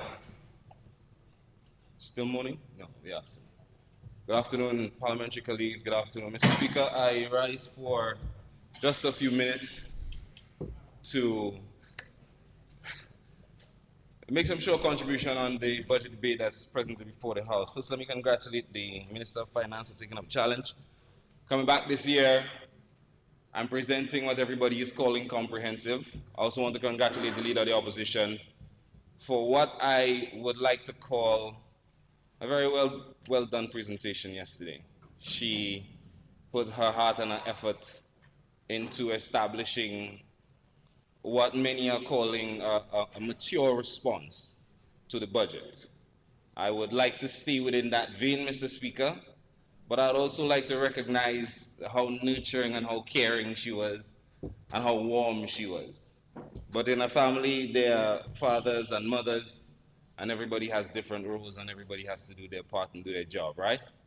Mr. Speaker, while it is commendable and the government must be congratulated for and recognized for the type of performance that they've had. When you zoom out and you look at what is happening with the numbers and seeing the 98% in public investment program coming in under what we said we would spend, making sure that we didn't overspend globally. That is something that on the face of it looks commendable. People would say, wow, thanks for saving us some money, you know? Mr. Speaker, the process that we're going through here is one where two separate things are happening. The budget of justice being presented, one, is a statement of fiscal policy. What are we looking to do in the coming fiscal period that will create some economic buoyancy and stability, right? But also the estimates are being presented. These estimates is a document that will tell us how we are going to strengthen and to look at developing those policies and those programs that we set out in the policy statement.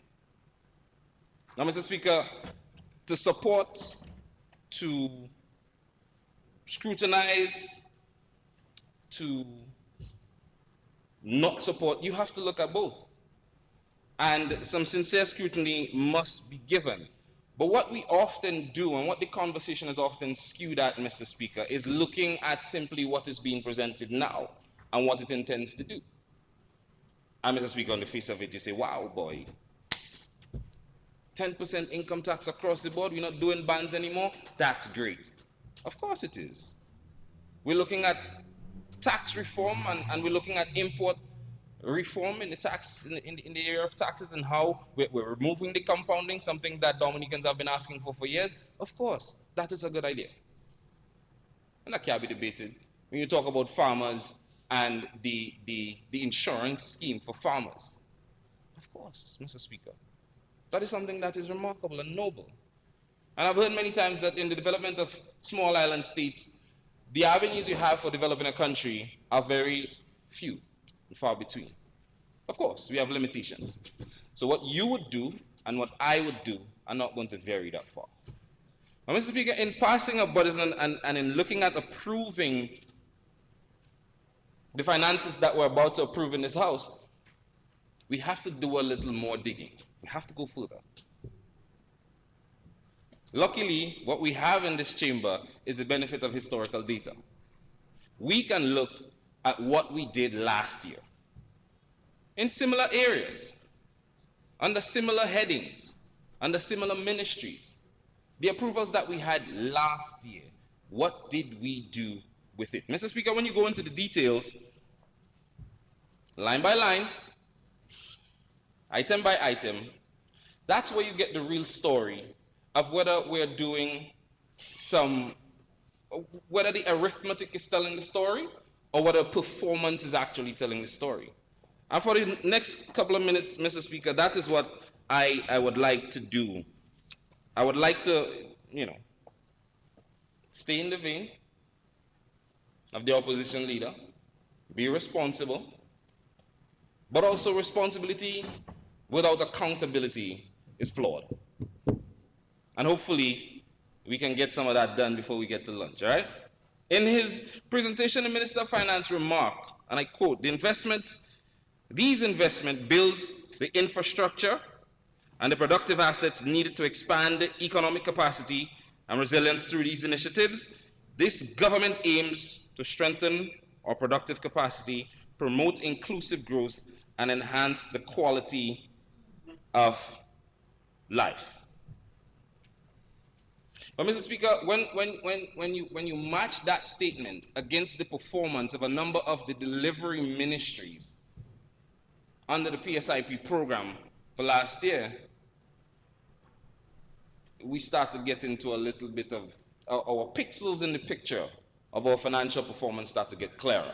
And I will not attempt to be as eloquent a storyteller as the Minister of Foreign Affairs. I listened to him yesterday and I was blown away by his craft, Mr. Speaker. But we're going to go a little further than storytelling today, right? Mr. Speaker, under the Ministry of Tourism, under the Ministry of Finance, economic development and climate resilience, education, human resource planning, vocational training, housing, health, sports, and youth development, and public works, we have significant underperformance. And I know in the spirit of I don't know, somebody asked me if the opposition leader used to teach. She was giving out scorecards yesterday, and that's fine. But we're seeing, Mr. Speaker, these line items are telling a different story. And now the question becomes, is it that these ministers, who I have utmost respect for, is it that they didn't have a place to spend the money? Or was it that the money wasn't available? Mr. Speaker, the question still hangs because a number of presentations have gone and you haven't heard anybody so far, and I stand corrected, Mr. Speaker, explain why that is. And we must not seem to ridicule honest dialogue that asks for accountability in these areas. When we go closer, Mr. Speaker, and we start looking more into the figures, and the figures are available to all of us, they're not online yet, but they're available to all of us, we start to see areas, very few, 2 of them, and I'd like to touch on them, who have exceeded their allocations, their approved allocations from budget last year. First one I'd like to touch on is the Ministry of Environment, Rural Modernization, Kalinago Upliftment, Constituency Empowerment, exceeding its budget by over 20%. When you go into that, Mr. Speaker, you recognize that I want to be responsible with the words, that the overage is under the National Employment Program. Fair. We love the NEP. We've heard many people mention about the growth, graduation, and so forth in the National Employment Program, and A program that was developed to empower people across the spectrum, not debatable. Do we have ideas of how that can be improved? Of course. And we have ideas inside and outside of Dominica. We've heard the IMF talk about it. We've heard everybody talk about how the National Employment Program can be improved. Sure, that's not what we're talking about today. What we are trying to figure out is why the cost under that program, that single line item in the Ministry of Environment, was increased in a single fiscal period by 60%. Over what was allotted last year, what was allocated last year, right? Now, Mr. Speaker, you know how we feel about the NEP, but that needs to be explained. Somebody needs to say why. And we're in a situation where these same people, under the National Employment Program, verified or not, you see it on social media, you hear it in the conversations, that they get paid late and so on and so forth. And Mr. Speaker, these things happen. These things happen, understandably. Everybody of us here understand in the running of a business, far less the running of a country, that these things can happen. But we owe it to them to say, hey, this is a challenge that we're having. This is why we need these things this is why this is slow. And this is why we had the over expenditure. Maybe we employed 60% more workforce, or maybe our workforce increased by 60, or workload increased by 60%. We can't just gloss over it like it didn't happen. Something must be done, Mr. Speaker. In that same ministry, I just heard the minister talking about the reforestation program, and so on and so on and so forth. But there are several areas where he could find $16 million to spend here, but he couldn't find it for the Cardinal Development Fund, and $1 million, and he couldn't find $35,000 on the reforestation program. That kind of difference, Mr. Speaker, requires accountability. Because after the Minister of Finance presented, Mr. Speaker, I saw a lot of memes going around showing all of the things that we're proposing in the budget, but the budget is more than just memes. Real people's lives are being affected. And of course, Mr. Speaker, we understand that, but we need to explain to them why. Under the Ministry of Foreign Affairs, International Business, Trade and Energy, the numbers tell an even bigger story. That's a bigger story. Not necessarily because the numbers are bigger, they just tell a bigger story.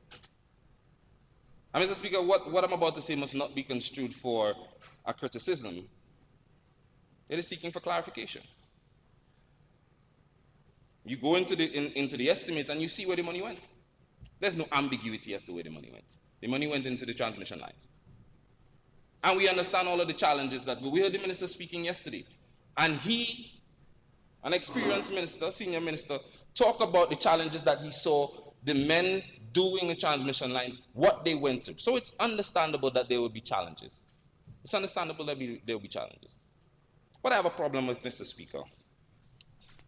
I shouldn't say a problem because it's not that serious, all right? And again, I have to appreciate the Minister of Foreign Affairs and Energy. When you talk about the geothermal project, you have to respect the revolutionary leadership that has gone into making this a reality. The minister said it yesterday. It took long. It took more money than we expected.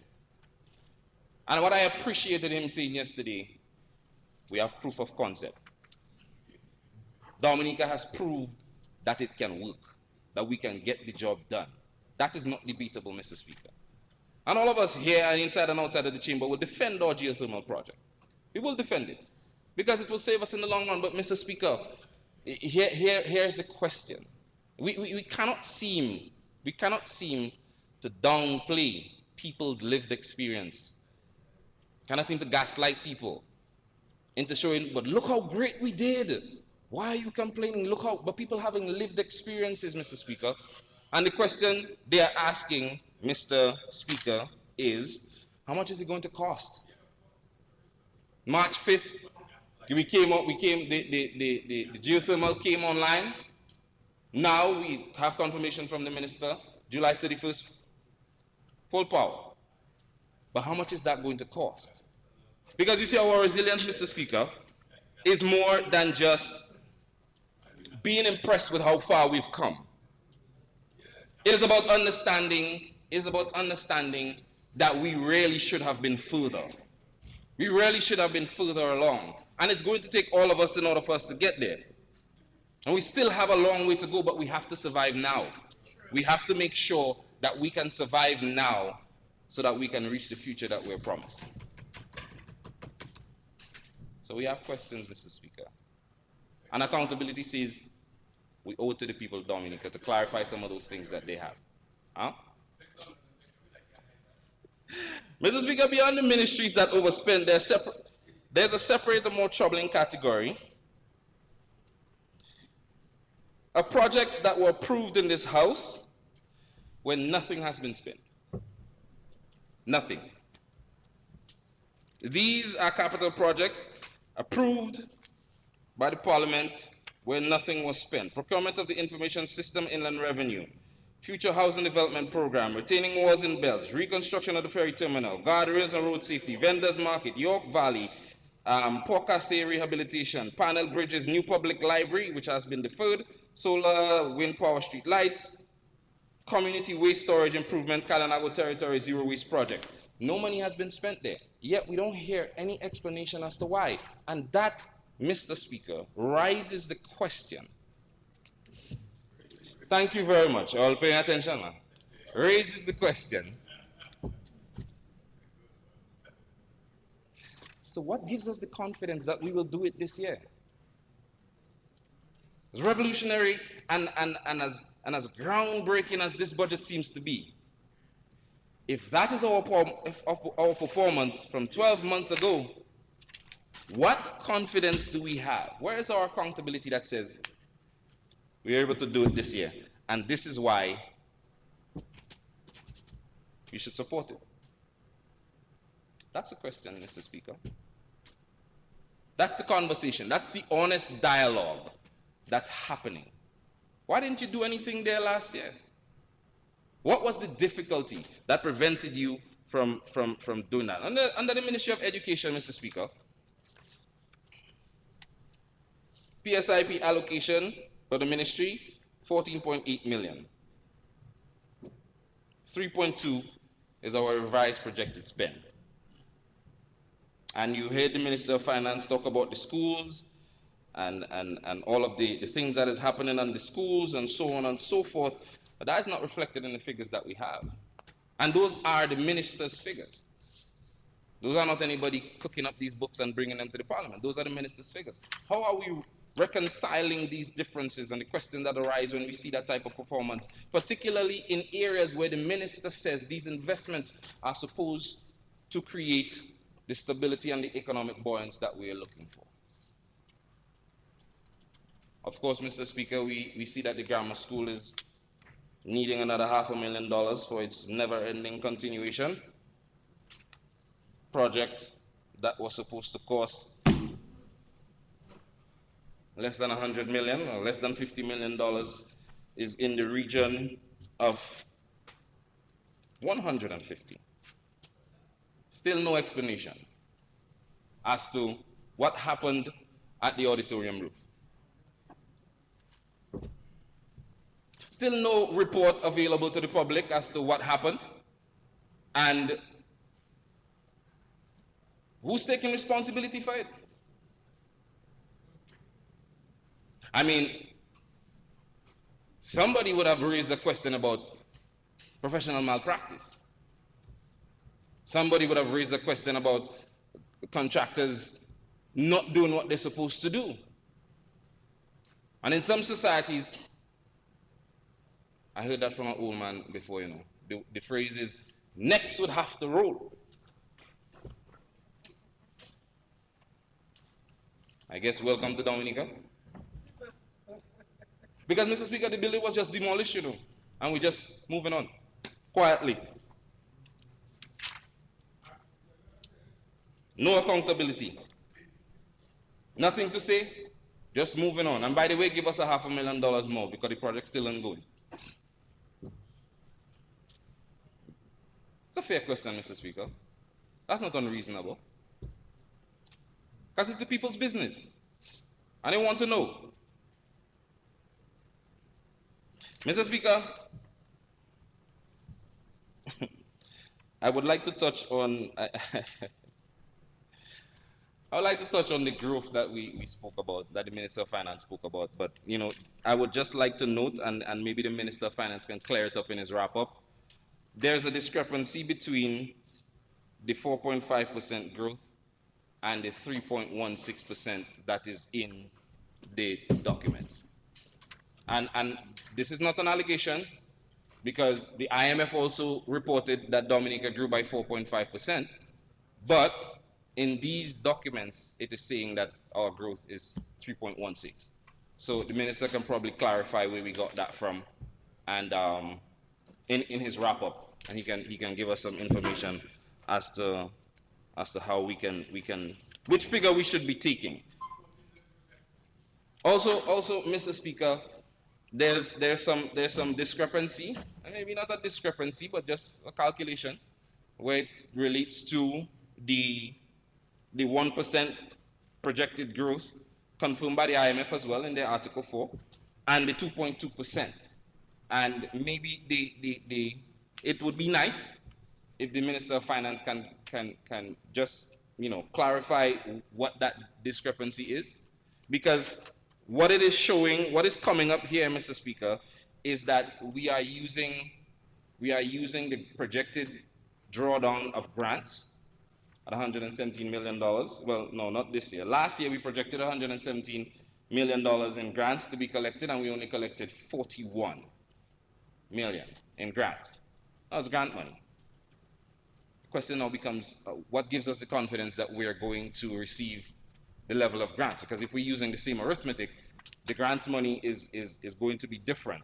And maybe that's why the IMF's projection is different from us, because they were discounting the grants. They were not factoring it in as much as we are.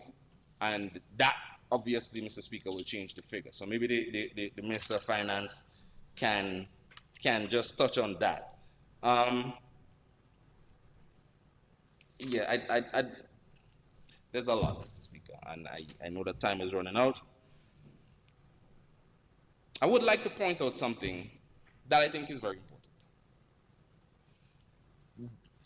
Between what we say and what we do. And the Ministry of Tourism and Ministry of Agriculture, in all of the Minister of Finance presentations, those are considered delivery ministries. Delivery ministries. Last year, the Ministry of Agriculture, the minister had eight pages that spoke to agriculture. What we plan to do, what the allocations were going to be. But when you match that across the allocation that was made for the Ministry of Agriculture, it was only 3.5% of the overall investment budget. It's even worse for tourism. Same amount, well, no, not the same amount of pages, but 4 or 5 pages talking about tourism. Of course, everybody believes in that. And we place a lot of emphasis on that. But the PSIP allocation for that ministry was only 0.58% of what we're talking about. Worse than that, only $2 million was spent. What I'm bringing up, Mr. Speaker, is that our rhetoric is not matching our energy. What we're saying is important to us. We're not putting our money behind it. And even still, with the limited resources that we're allocating to it, there's still questionable performance. And that is something we have to rectify. Because if that type of performance persists, we're going to have some issues reaching the goals that we set. We're going to have some issues reaching the targets that we're expecting to create the economic buoyancy that we talked of. Right? Mr. Speaker, with limited time, as I wrap up, I'd like to talk about a few things in the Marigot constituency. One, our seniors.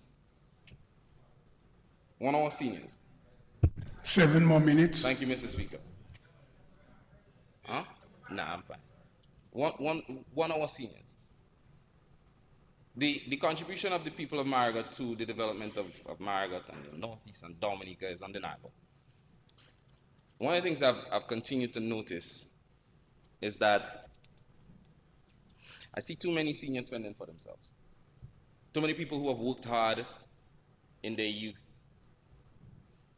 on whose shoulders we stand, they seem to be fending for themselves. I think more can be done to assist them in the area of housing, in the area of assistance, in the area of medical care, providing them with the aids that they want. Something has to be done.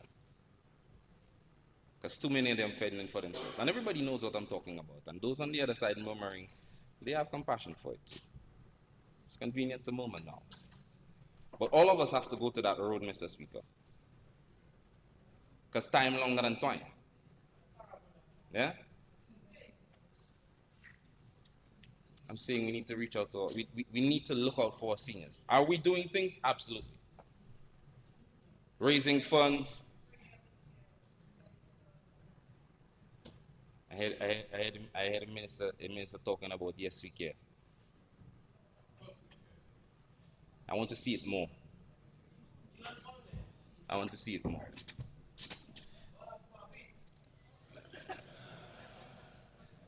You need to translate that.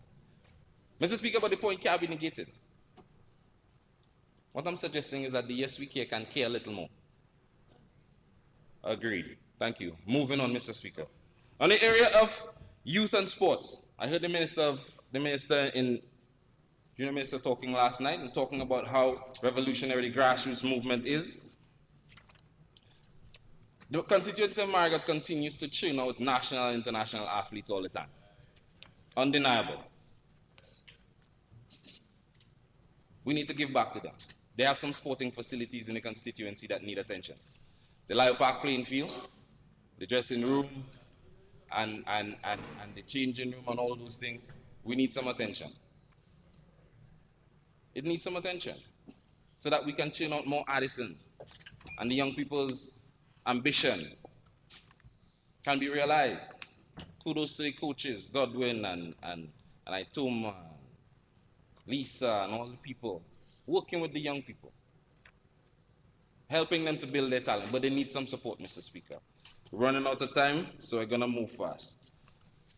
Obviously, Mr. Speaker, talking about the sports and youth, we know about the Wares Hard Court and all of the upgrades that it needs. I know that the Parliament has been looking for some assistance.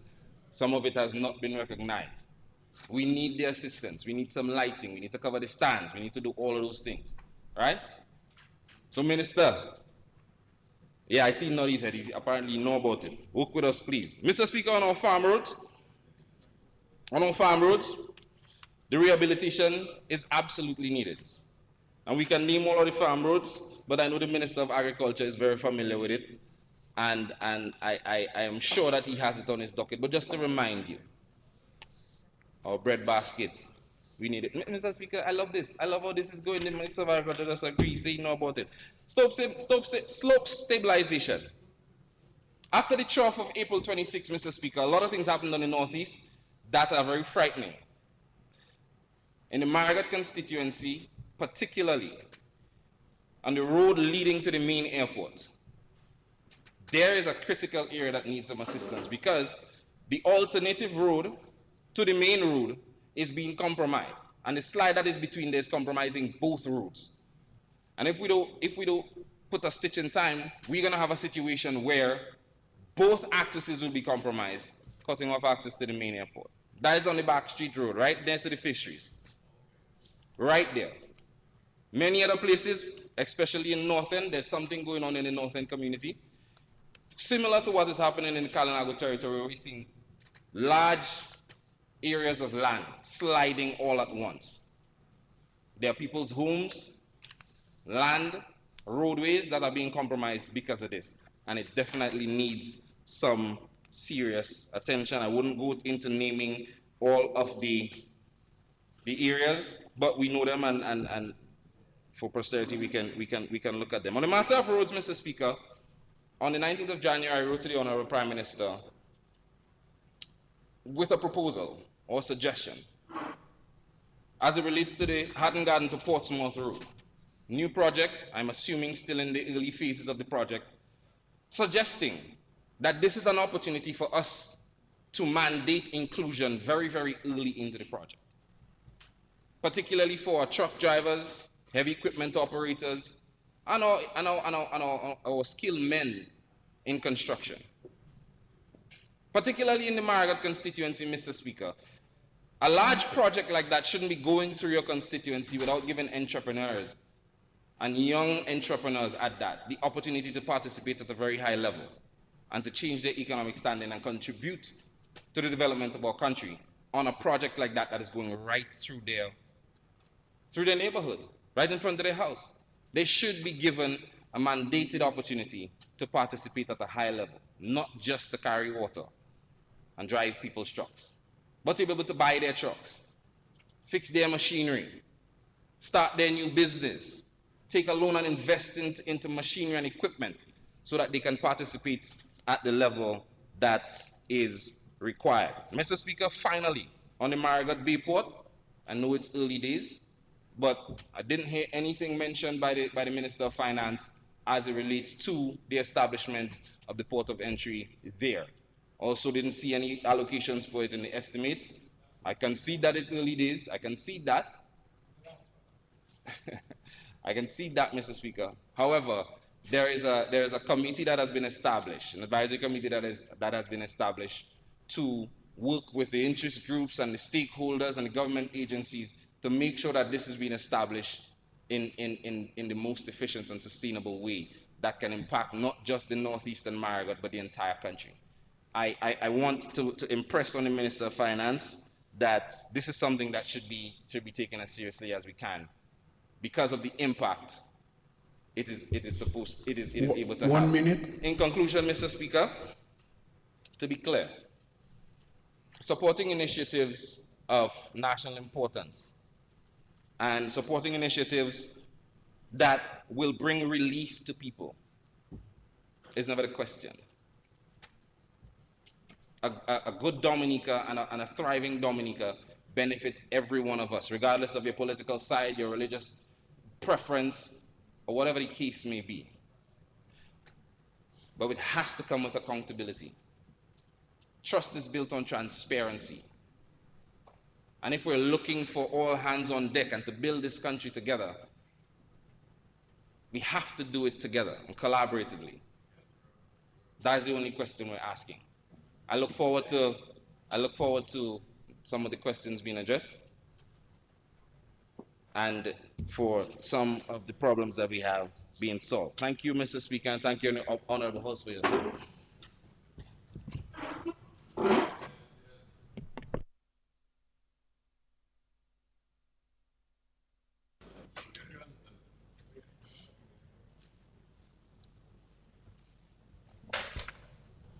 Yes, Honorable.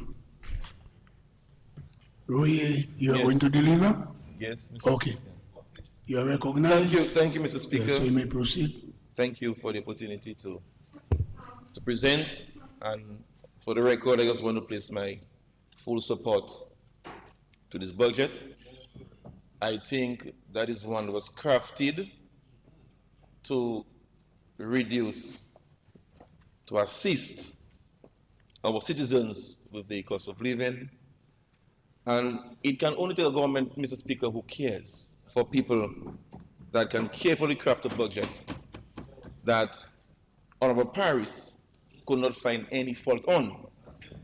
So when he was struggling trying to get something negative, he resorted to say that we're not taking care of the citizens in Marigot, which I find is very unfortunate of the senior citizens. That's very unfortunate. Yeah, I'm not too sure if he's aware of the non-contributory pension that the over 65 are benefiting from, and even the free health care for over 60, and of course the Yes We Care, which every constituency is benefiting from. So I think, Honorable Paris, you could have done better than that, but having said that, I'll move on to the meat of my discussion this afternoon. But firstly, I want to say good afternoon to the people of the Cottage constituency. They are the ones who have me here, and I want to thank them for the support and continued prayers as I serve them with my full energy and might. So, Mr. Speaker, I think that's a budget, as I said, that we have listened to the plight of the people, and we have addressed that. And no wonder, that this Labour Party government is in power for 26 years, because we are listening and will be there for many more years to come, because we are a government that responds to the needs of the people. So it's not by chance or by luck. It's by good policy and by listening to our people. We always put measures in place to address that. So, Mr. Speaker, a lot has been said about cost of living yesterday, today, they'll say tomorrow about cost of living. But we need to put that into context. And we cannot divorce agriculture from cost of living. So anytime we speak cost of living, we must speak food production, Mr. Speaker. And I will hasten to say that on most of the talk shows, so some of the opposition pressure groups, they would say nothing is happening in agriculture. But sometimes I really try to understand why. Maybe we are not seeing too much on our side. Maybe we need to increase our PR at the ministry. Or it's just that they're looking for sympathy from the so-called base, who are the farmers in Marigot and Salisbury. However, today I just want to set the record straight, Mr. Speaker, but to put it into context, I must look at the evolution of agriculture in Dominica, Mr. Speaker, so we can understand where we were and where we are and where we are going, Mr. Speaker. So, in the 19th and 20th century, Mr. Speaker, we did limes, a lot of limes. We were the world greatest exporter for limes and the lime oil.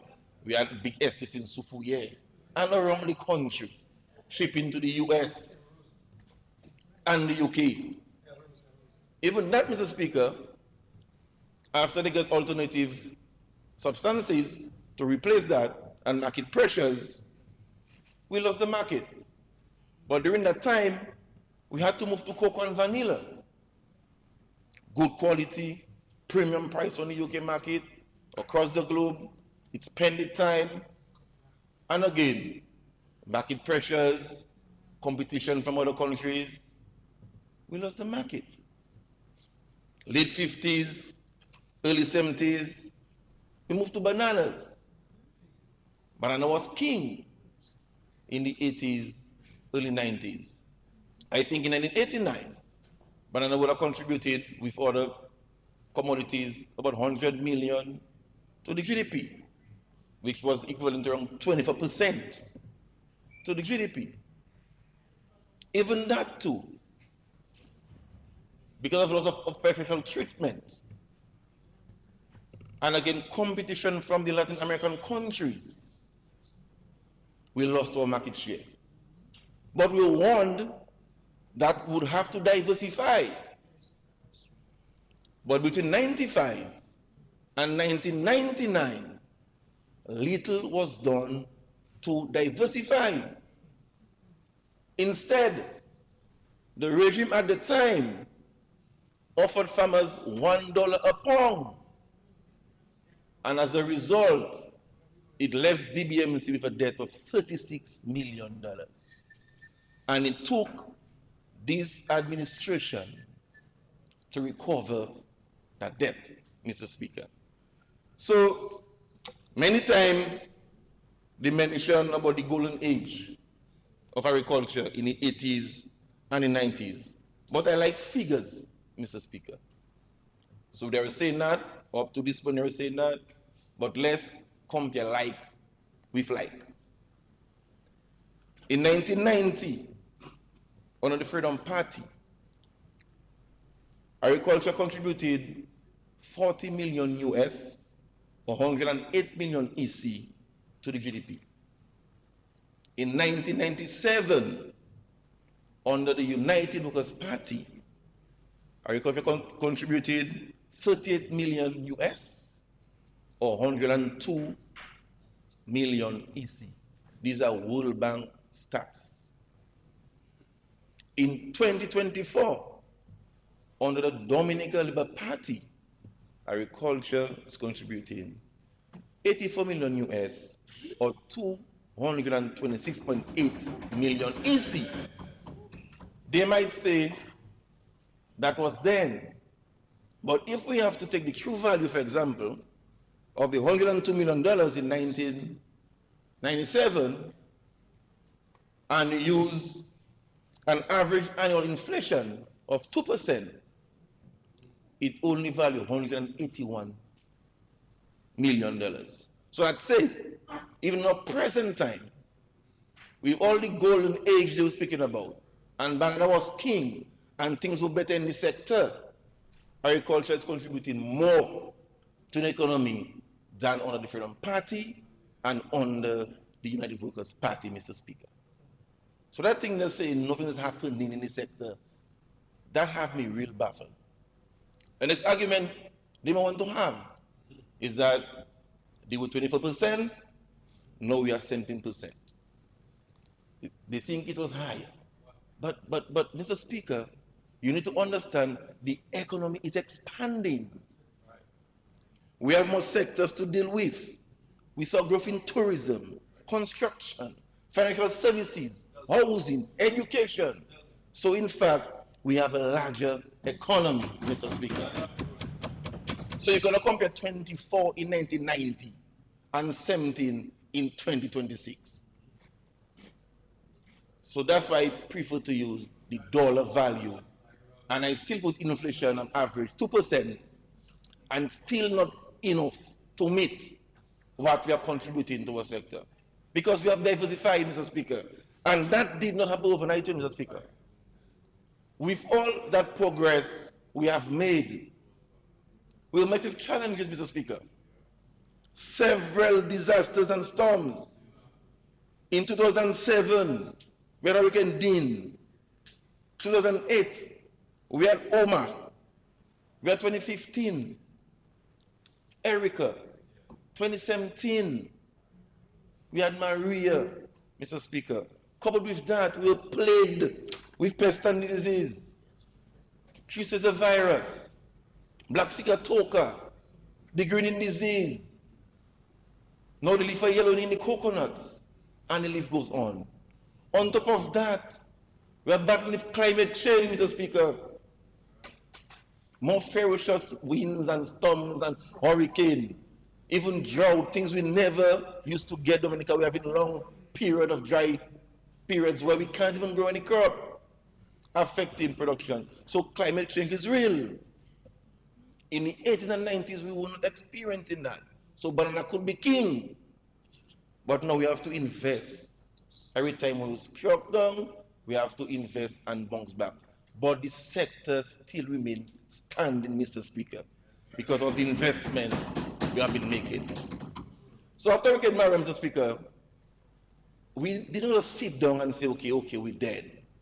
We stood up, we brushed our knees, and we said, we are going to put a strategic plan to revitalize the sector. Build on 3 pillars, Mr. Speaker. The first phase was recovery, then we moved to transformation, and now we're experiencing the growth, Mr. Speaker. So let's start with recovery. Dr. Anderson gave a nice history yesterday. So today, I'm the deputy lecturer of history. So it's my turn. Let us a nice history now. When Hurricane Maria passed, Mr. Speaker, just to provide seeds, planting material, equipment, and other tools, and other fertilizer, to ensure farmers can bounce back quickly, that cost the government $36.1 million, Mr. Speaker. All we're giving to farmers for free. That's why we're able to bounce back the sector so quickly. In a matter of weeks, we're able to harvest lettuce and other vegetables, Mr. Speaker. Lest we forget, the banana and plantain sector affected because winds can just devastate their area, because they are very soft crops that is very vulnerable to winds. We imported tiki coffee plants from France. 20,000 bananas, 25,000 plantains. That cost us over $1.2 million, Mr. Speaker. Just like the main roads and other arteries, every feeder road in Dominica, all of them were affected. We spent $30 million rehabilitating feeder road, creating access so farmers can get to the farm. We must not forget that. We are still in recovery phase. I must mention the Kahome Bridge we just completed as well. It was gone since Tropical Storm Erika. Nobody said that. But I think it was done too silently, so farmers now can access Kahome through Meru. They couldn't have done that after Hurricane or Tropical Storm Erika. So that's the investment that we're making. We did a road in Niba, and we continue to do feeder roads every year. As you observe, we add 2 under budget, so incrementally we can address all the feeder roads. So this financial year, we'll do Newfoundland, and then we're going to do Modest Feeder Road in Casibros, Mr. Speaker. All the pens for poultry, for pigs, rabbits, small ruminants were destroyed. We don't just tell the farmers to build back on their own. We spent $7.9 million, Mr. Speaker, giving contracts and buying material to build back all the pens that were destroyed so that we can produce meat to ensure protein security and to support the abattoir that we have newly constructed, Mr. Speaker. So that's the work of our current government. We don't say us cry die. We need to remember that. Remember, we're still in recovery phase. Down to livestock feed, we have to purchase. There was a time, not just because of the shortage of Maria cause, some vessel could not dock, I think was the Giz boat because of the sea swells, and the suppliers do not store more than 3 weeks worth of feed because they can go quickly. We had to bring in feeds from Guadeloupe, all to the cost of the government, Mr. Speaker.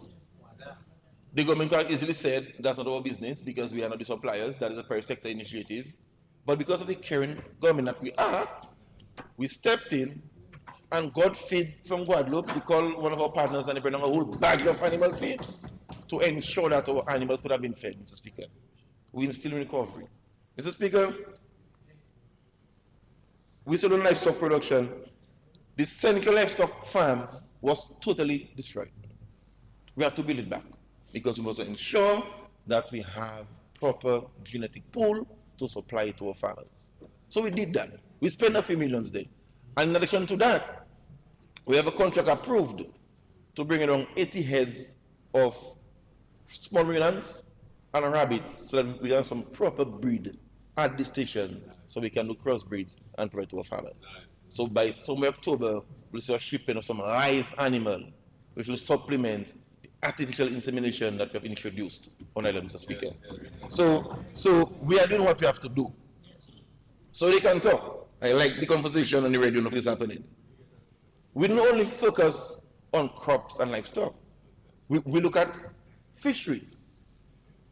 We procured over 104 outboard engines to the farmers, or the fishers, beg my pardon, to the fisher folk, free of charge.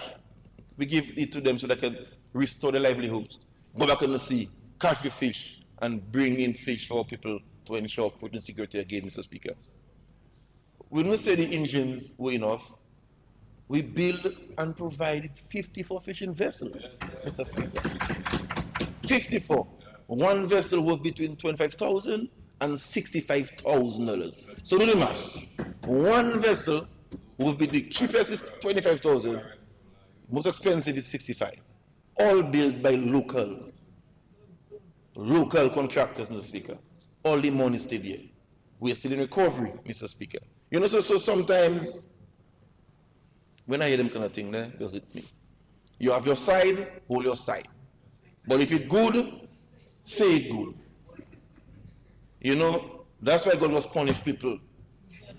Sometimes we can be ungrateful because sometimes people that are benefiting, they are the ones benefiting in silence. And I mean, we can't even say we cannot call name. They are the ones who are propelling this kind of information. But in future, Mr. Speaker, we have to rehabilitate the Marigot complex and the one in Roseau after Maria at a cost of $20 million, Mr. Speaker. So that's just a summary of the recovery phase of our approach. So if you look at transformation, Mr. Speaker, that is where the business starting transformation of the sector. Something they thought that would never happen in Dominica. We no longer have to import tissue culture plants because we have our own lab in Portsmouth that is producing tissue culture plants, Mr. Speaker. Thanks to the government of the People's Republic of China for providing a gift to the government. And we are doing well, Mr. Speaker, we have some young guys down there, headed by Dr. Kevin Douglas. Again, I'll tell him that in public. I'll congratulate him because he recently received his doctorate. He's doing very well. Young men and women that are doing the cultures at the lab. So far, yes, they have produced over 17,000 pineapple slips, Mr. Speaker. They've done over 19,000 of the dashing slips. Banana plantains, they've finalized all the protocols, and we're working on 20,000 plantains and 5,000 bananas. And they're not only doing stuff in the lab, we are collaborating with CADI because the facility is like a research facility, and we're doing work in other areas on the field. So for example, off-season white potato, something PM always speak about, we worked in 9 varieties. And we all also we are in trials to ensure that when the real variety that we import is done, we can plant off-season all during summer. So that means we're going to have a white potato year-round, Mr. Speaker. So now we're in the trial phase, and they're getting some good results. We are introducing 2 new varieties of sweet potato, and we have introduced 2 new varieties of dashing. And that variety of dashing, you get a bigger comb size, it comes quicker, and it reduces your cost of production because of the foliage that it produces. So we're doing trial with CADI, and they're doing very well. In addition to that, there are 2 diseases in root crops that are affecting us. The Tanya yellow bean disease, and we have the yam rust. They are doing some trials on that and getting some good results. So it's not just culturing plants down there. We are doing actual research work done by Dominicans, Mr. Speaker. That is what we call transformation, Mr. Speaker. In the lab as well, we have what we call a seed storage facility. In other terms, we can say seed bank. That was done to be resilient in the sector. So if you're struck by a storm, we have them seeds in local terms in a bunker.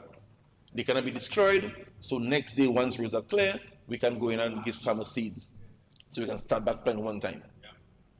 We have even added some drone to the program. ICA purchased a drone, Mr. Speaker, where we can lift the seeds in case the road is blocked and supply the country with seeds by drone, Mr. Speaker. That is what we call transformation. And we are still in that phase. 6 years, Mr. Speaker. Last year I said we are going to produce 50,000 seedlings. People thought that I was joking and ambitious, but we did it in different stages. So far, we have sold over 10,000 citrus seedlings. That's about 200 acres of citrus planted from that program. And in addition to that, we are constructing a citrus certification facility in Londonderry. Senator Paris knows about it very, very well, Londonderry, where we can do 50,000 citrus plants in a cycle. And that, Mr. Speaker, is one of the only facility in the Eastern Caribbean, Mr. Speaker. That's what we call transformation. It has a lab, we have cold room, we have rum room, we have screen sheds, state of the art, again, opportunities for our young scientists to go in and do work. But one thing, Mr. Speaker, I think you may have some interest in, is going to be so advanced, we can actually clean our indigenous variety. So if there's a rootstock, we say that we want to preserve, the lab will be so advanced, you can do the necessary procedures and clean it out and we introduce it back into the field, Mr. Speaker. That's how advanced that we are. That's what we call transformation, Mr. Speaker. In terms of protected agriculture, that again is the next dimension to transformation. We have been purchasing greenhouses, hydroponic system, supporting farmers, providing the incentives again, trying to battle against the impact of climate change. Let's say to the 80s and the 90s, you just cannot compare it. There are more challenges, so no longer we can do open field effectively. So we need to support the farmers to put investment in to grow the crops under conditions that are conducive so we can maintain our production. And that is tied into supplying the high value vegetables or crops that the member for Salisbury spoke about in the presentation. So what we did, Mr. Speaker, we did an assessment in all these markets, with Church, S-Mart, Fresh Market, Ethel, and we found out the crops that are importing, like the cauliflower, the cabbages, sometimes tomatoes, broccoli, and the quantities. And they were saying, okay, if we can get that consistently with the desired quality, we'll not have no need to import. So we have targeted farmers around the country, supported them with the sheltered structures, like the greenhouses, and support them to bring in the parts for the hydroponic system. Our guy Vince Morgan is doing very well between Man Masak there. He's an expert on that. So now we have seen already a reduction in the importation of high value vegetables. For example, just cherry tomatoes. Yes. We no longer import cherry tomatoes again. And that's been done by one supplier, Mr. Vince Morgan. I must shout him up, Mr. Speaker. So even open irrigation systems, we spent over $2.5 million providing farmers with water tanks, drip lines, water pump, automatic irrigation systems, timers, yes, automatic timers, solar as well. We gave that to farmers for free. Over 100 farmers benefited from that program. And we have already seen the difference in the supply of vegetables through that program, Mr. Speaker. So, there's nothing happening. I just feel a little funny when they say that, man. The abattoir, Mr. Speaker, a brand new abattoir, $6.4 million, Mr. Speaker. So we've done a new chicken abattoir, and we have rehabilitated the pork section. We've tested, it's working properly, everything is automated, you just press button and things are spinning and burning session. When you touch it, you got to bag and just put it in the cooler, and we're good to go. So we've moved to a new phase now, Mr. Speaker, and I'll thank DEXA for that, through the Ministry of Trade. They are the ones now marketing the chicken, they pay the farmers, and they will sell the chicken. For example, when we did the first trial run, the farmers delivered on Wednesday the chicken. By Friday, they had large shesh, dry month. So now farmers now ready, beating race now to produce for the abattoir. But what we have done, we also put a production component at the ministry to the abattoir. So we've so far identified 30 farmers, that is broiler farmers. Each of them will do 1,000 birds, and will support them with the chicks, with the feeds, to make sure that they produce for the abattoir. And they're given a folder, with a portfolio, when to feed, what time to do that, when to give vitamins, everything. So in 6 weeks, we have our birds same size. So the feeding ratio, everything is there. Because we're talking about standards.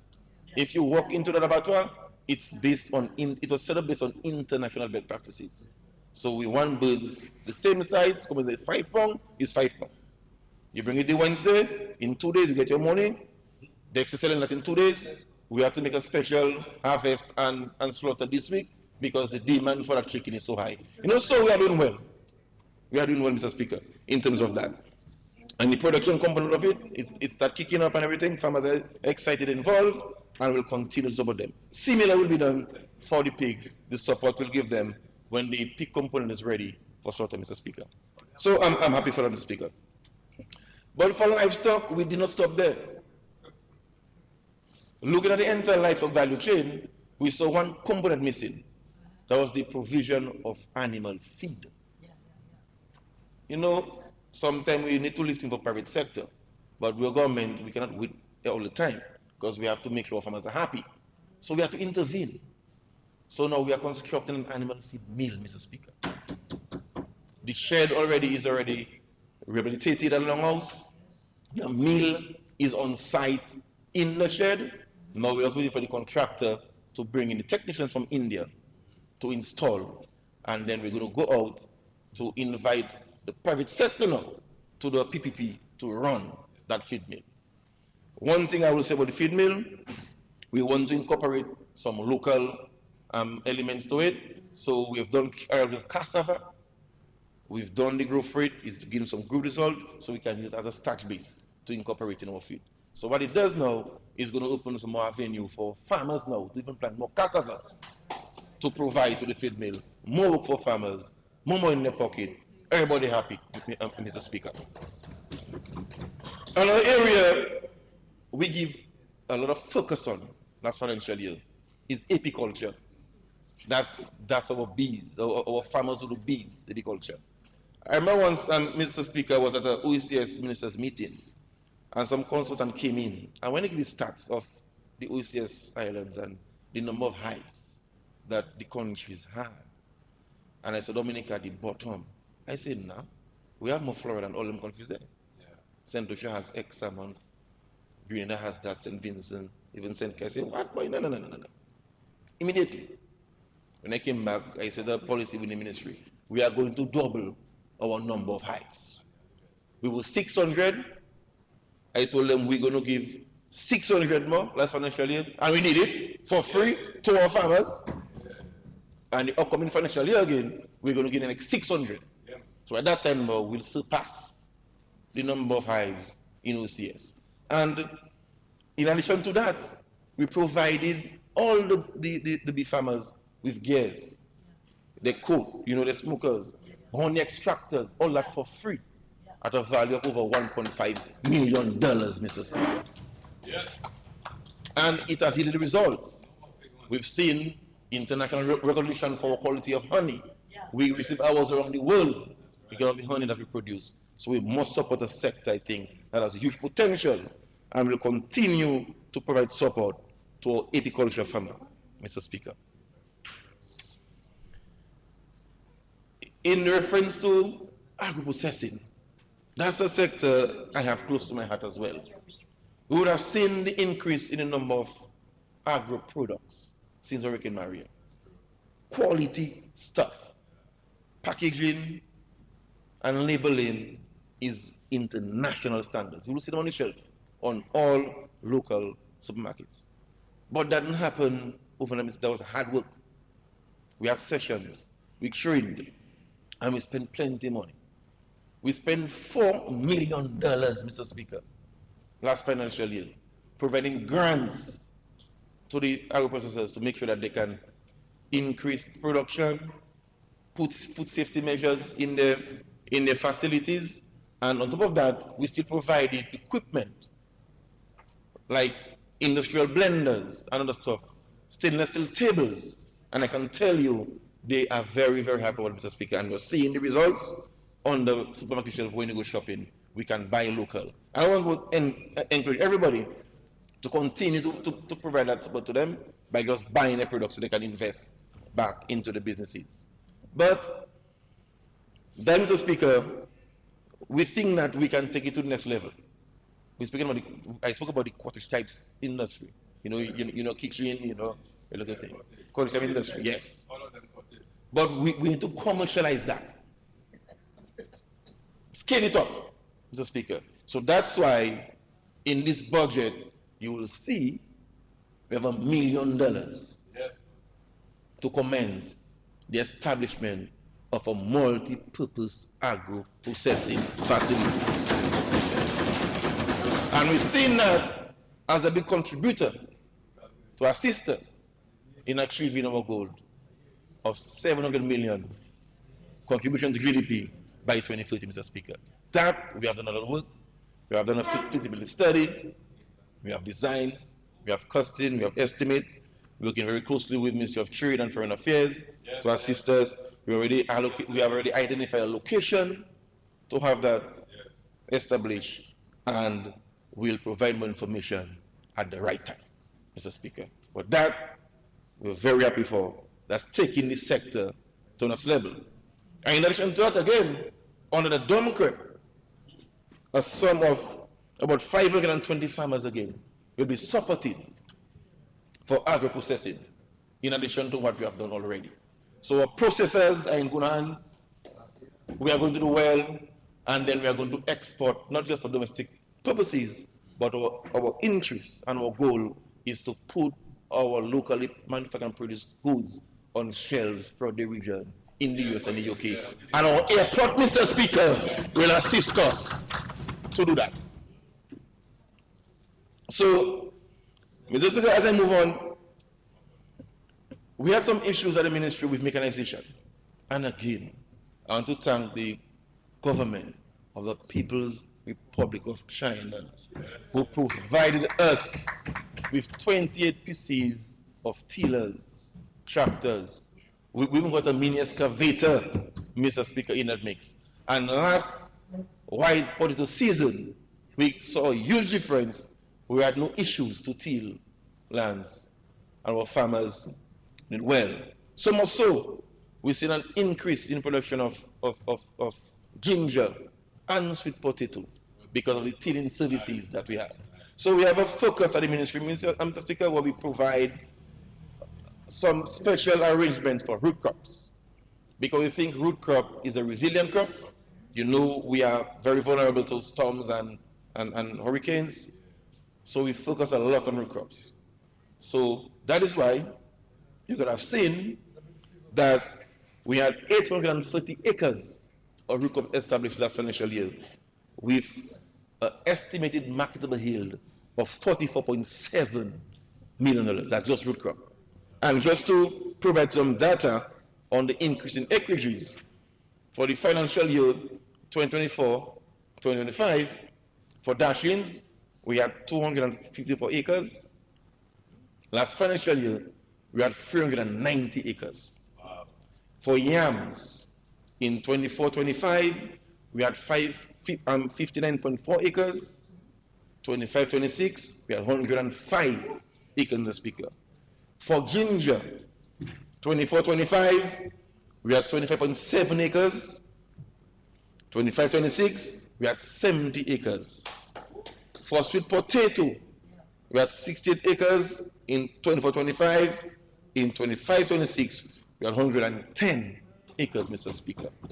That's the emphasis we put on root crops, because we think it's a resilient crop and they have a long shelf life. In time of disasters, they can be there to provide food for us. And that's why, again, we had the first ever OECS root crop symposium held in Dominica at the Intercontinental sometime earlier this year, Mr. Speaker.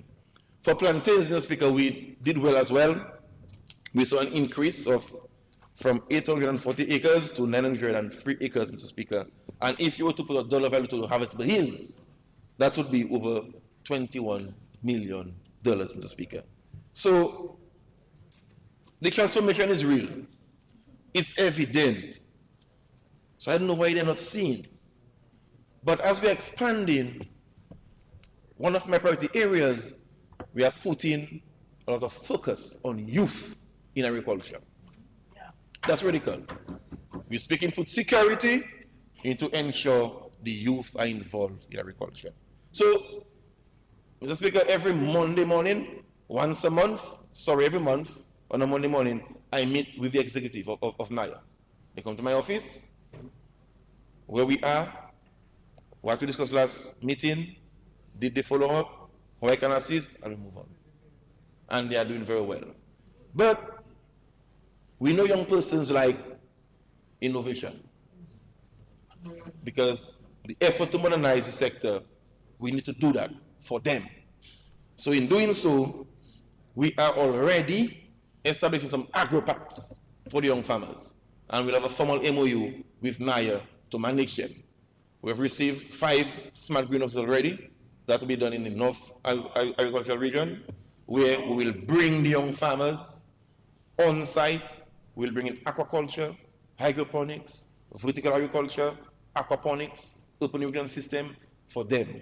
They will come there, they'll spend a year or 2, we'll train them agribusiness, agronomy, marketing, everything.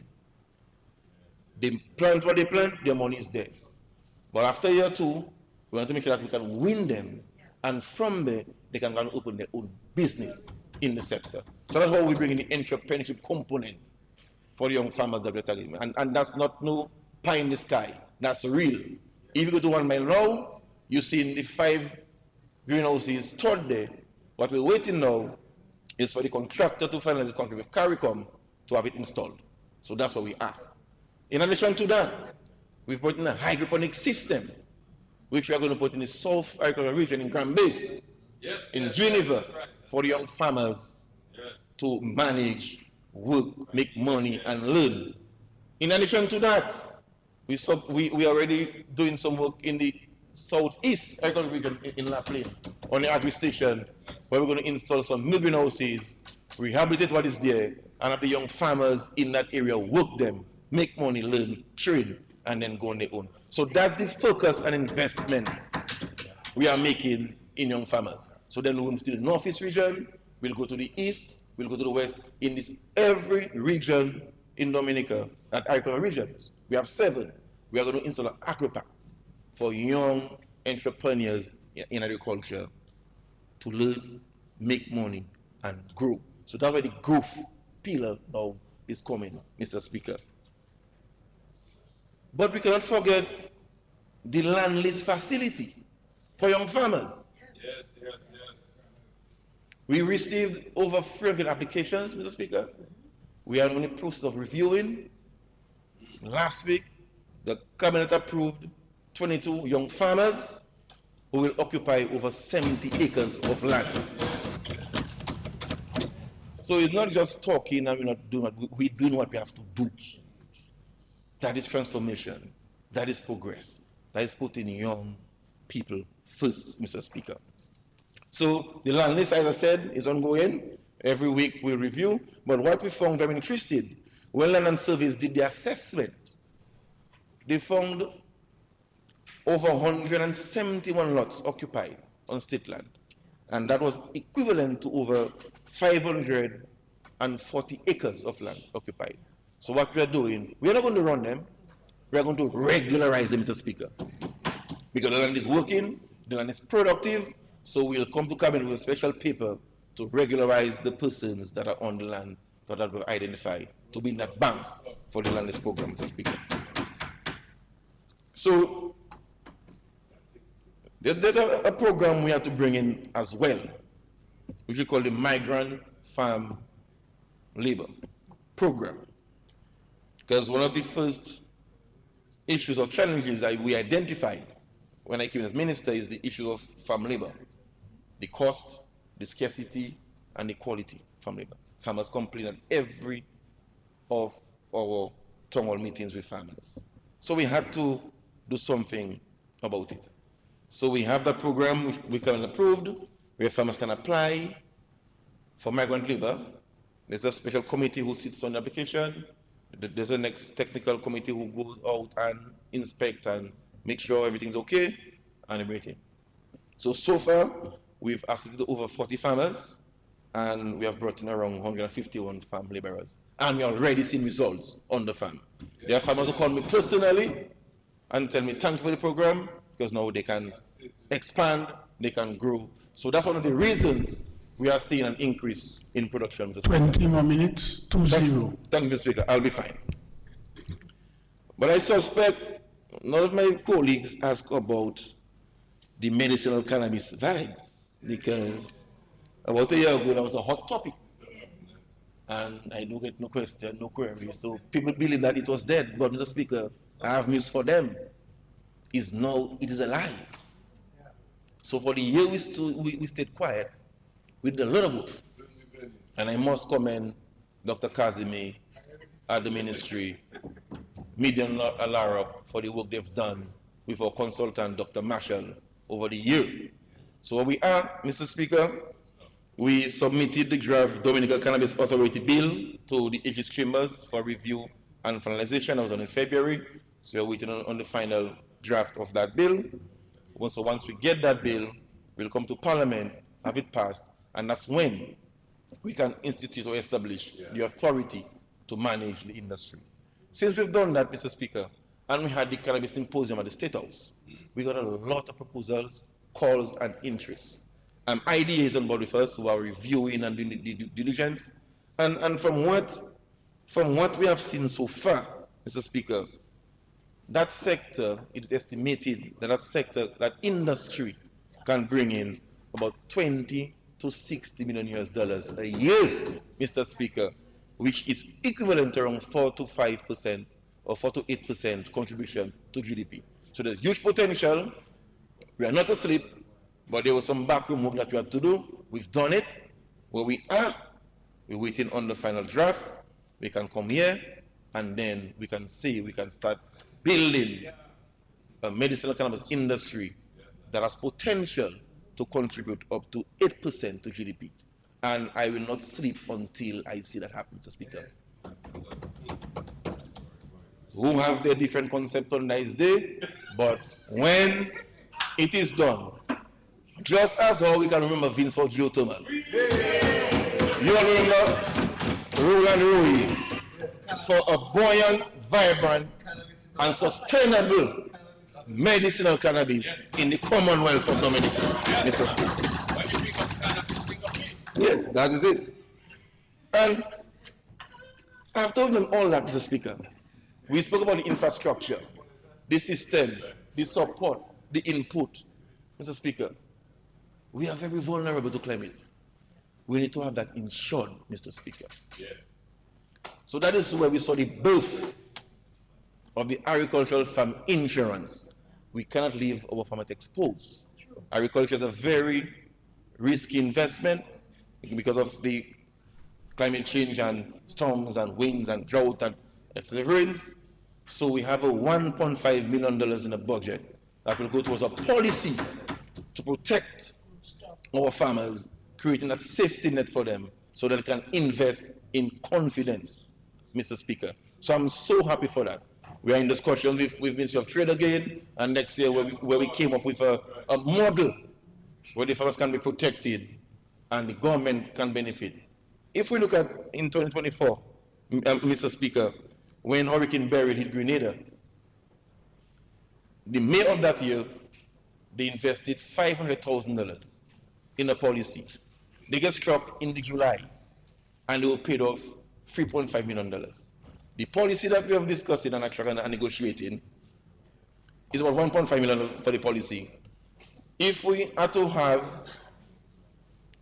a diameter of the storm from Dominica, the distance about 25 to 50 kilometers, and have some excess rainfall, we can get paid out up to 8 to 9 to $10 million, Mr. Speaker. So that's the kind of negotiations we have been making for the past year.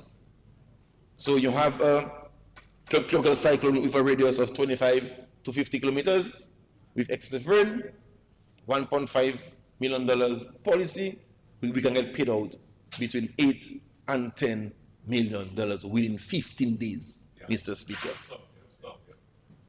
I mean, in April 26, we had the trough system in the east affected Kalnago and Cassie Bruce.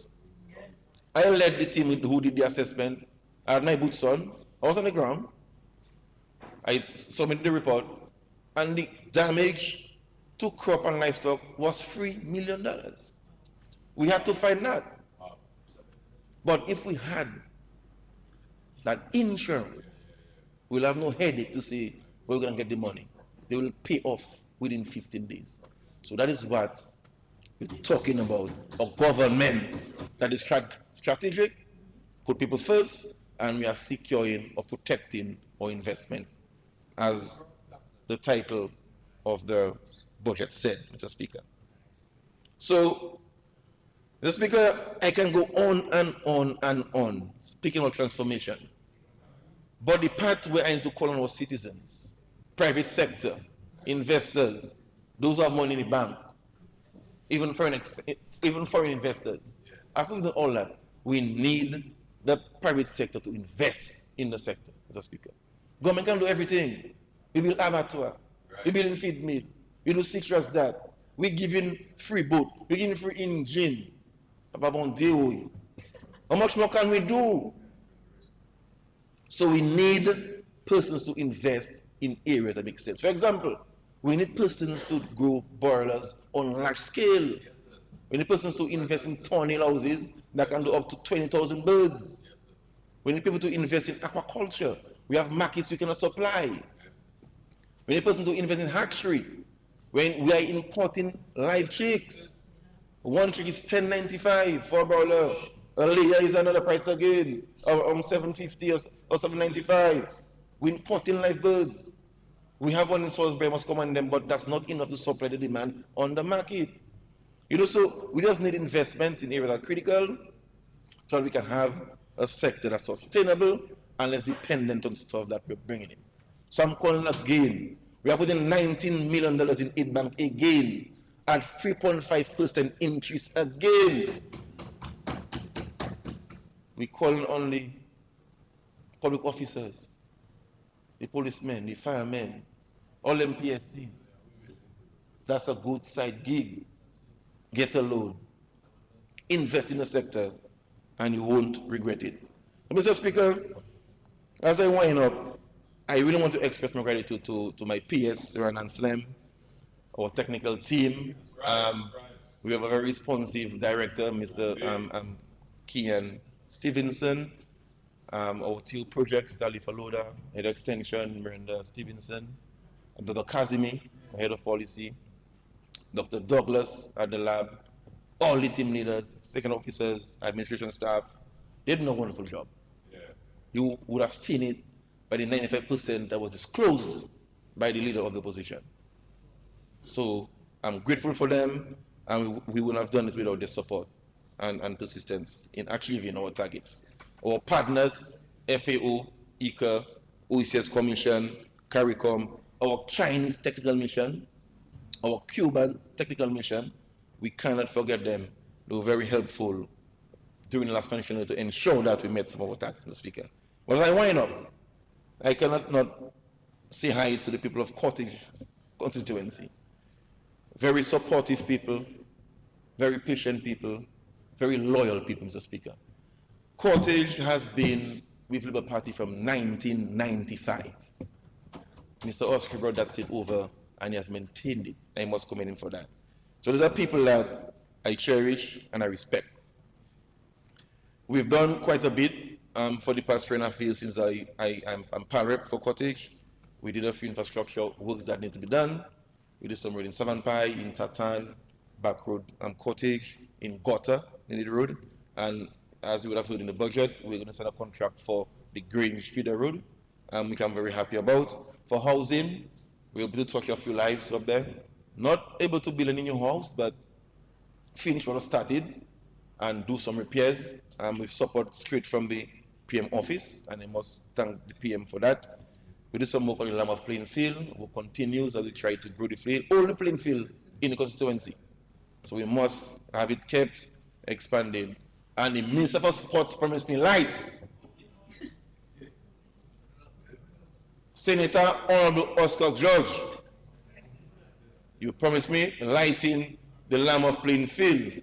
I sent for whole Capuchin to Lago to here, our only playing field in the constituency. So I'm waiting for the lights. Thank you very much.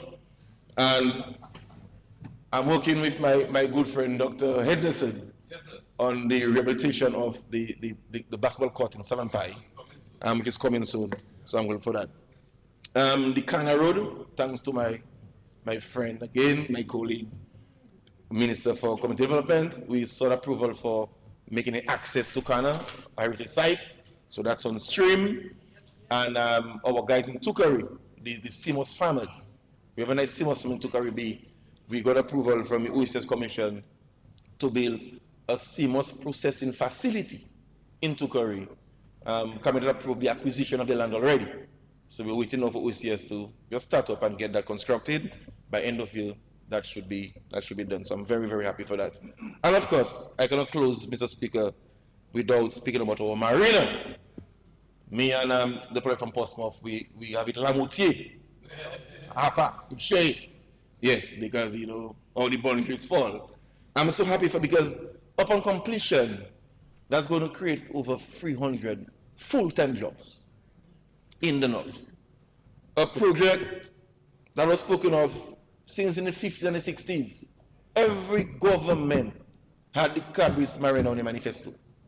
And only one government could deliver that marina was the Dominica Labour Party government. I'm so grateful for it. When you say I drive up this swamp road, going to Intercontinental, and I look left, and I see that basin of water, Mr. Speaker, sometimes I feel so emotional. Yeah, because it's something that I grew up little yearning of. And now it has been realized.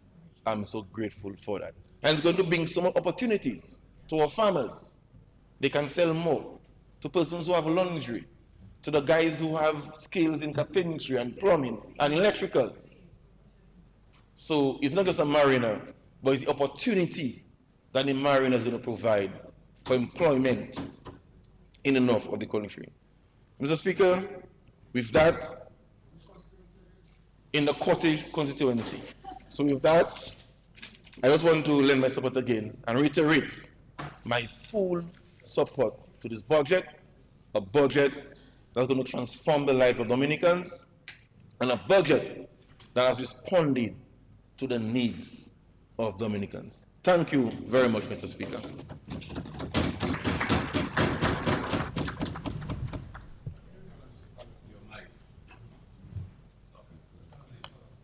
Mr. Speaker, I move that this Honorable House be suspended until 3:30 p.m. this afternoon. Seconded, Mr. Speaker. It has been moved and seconded that the House be suspended until 3:30 this afternoon. Those in favor? Those against? The ayes have it. House stands suspended until 3:30 this afternoon.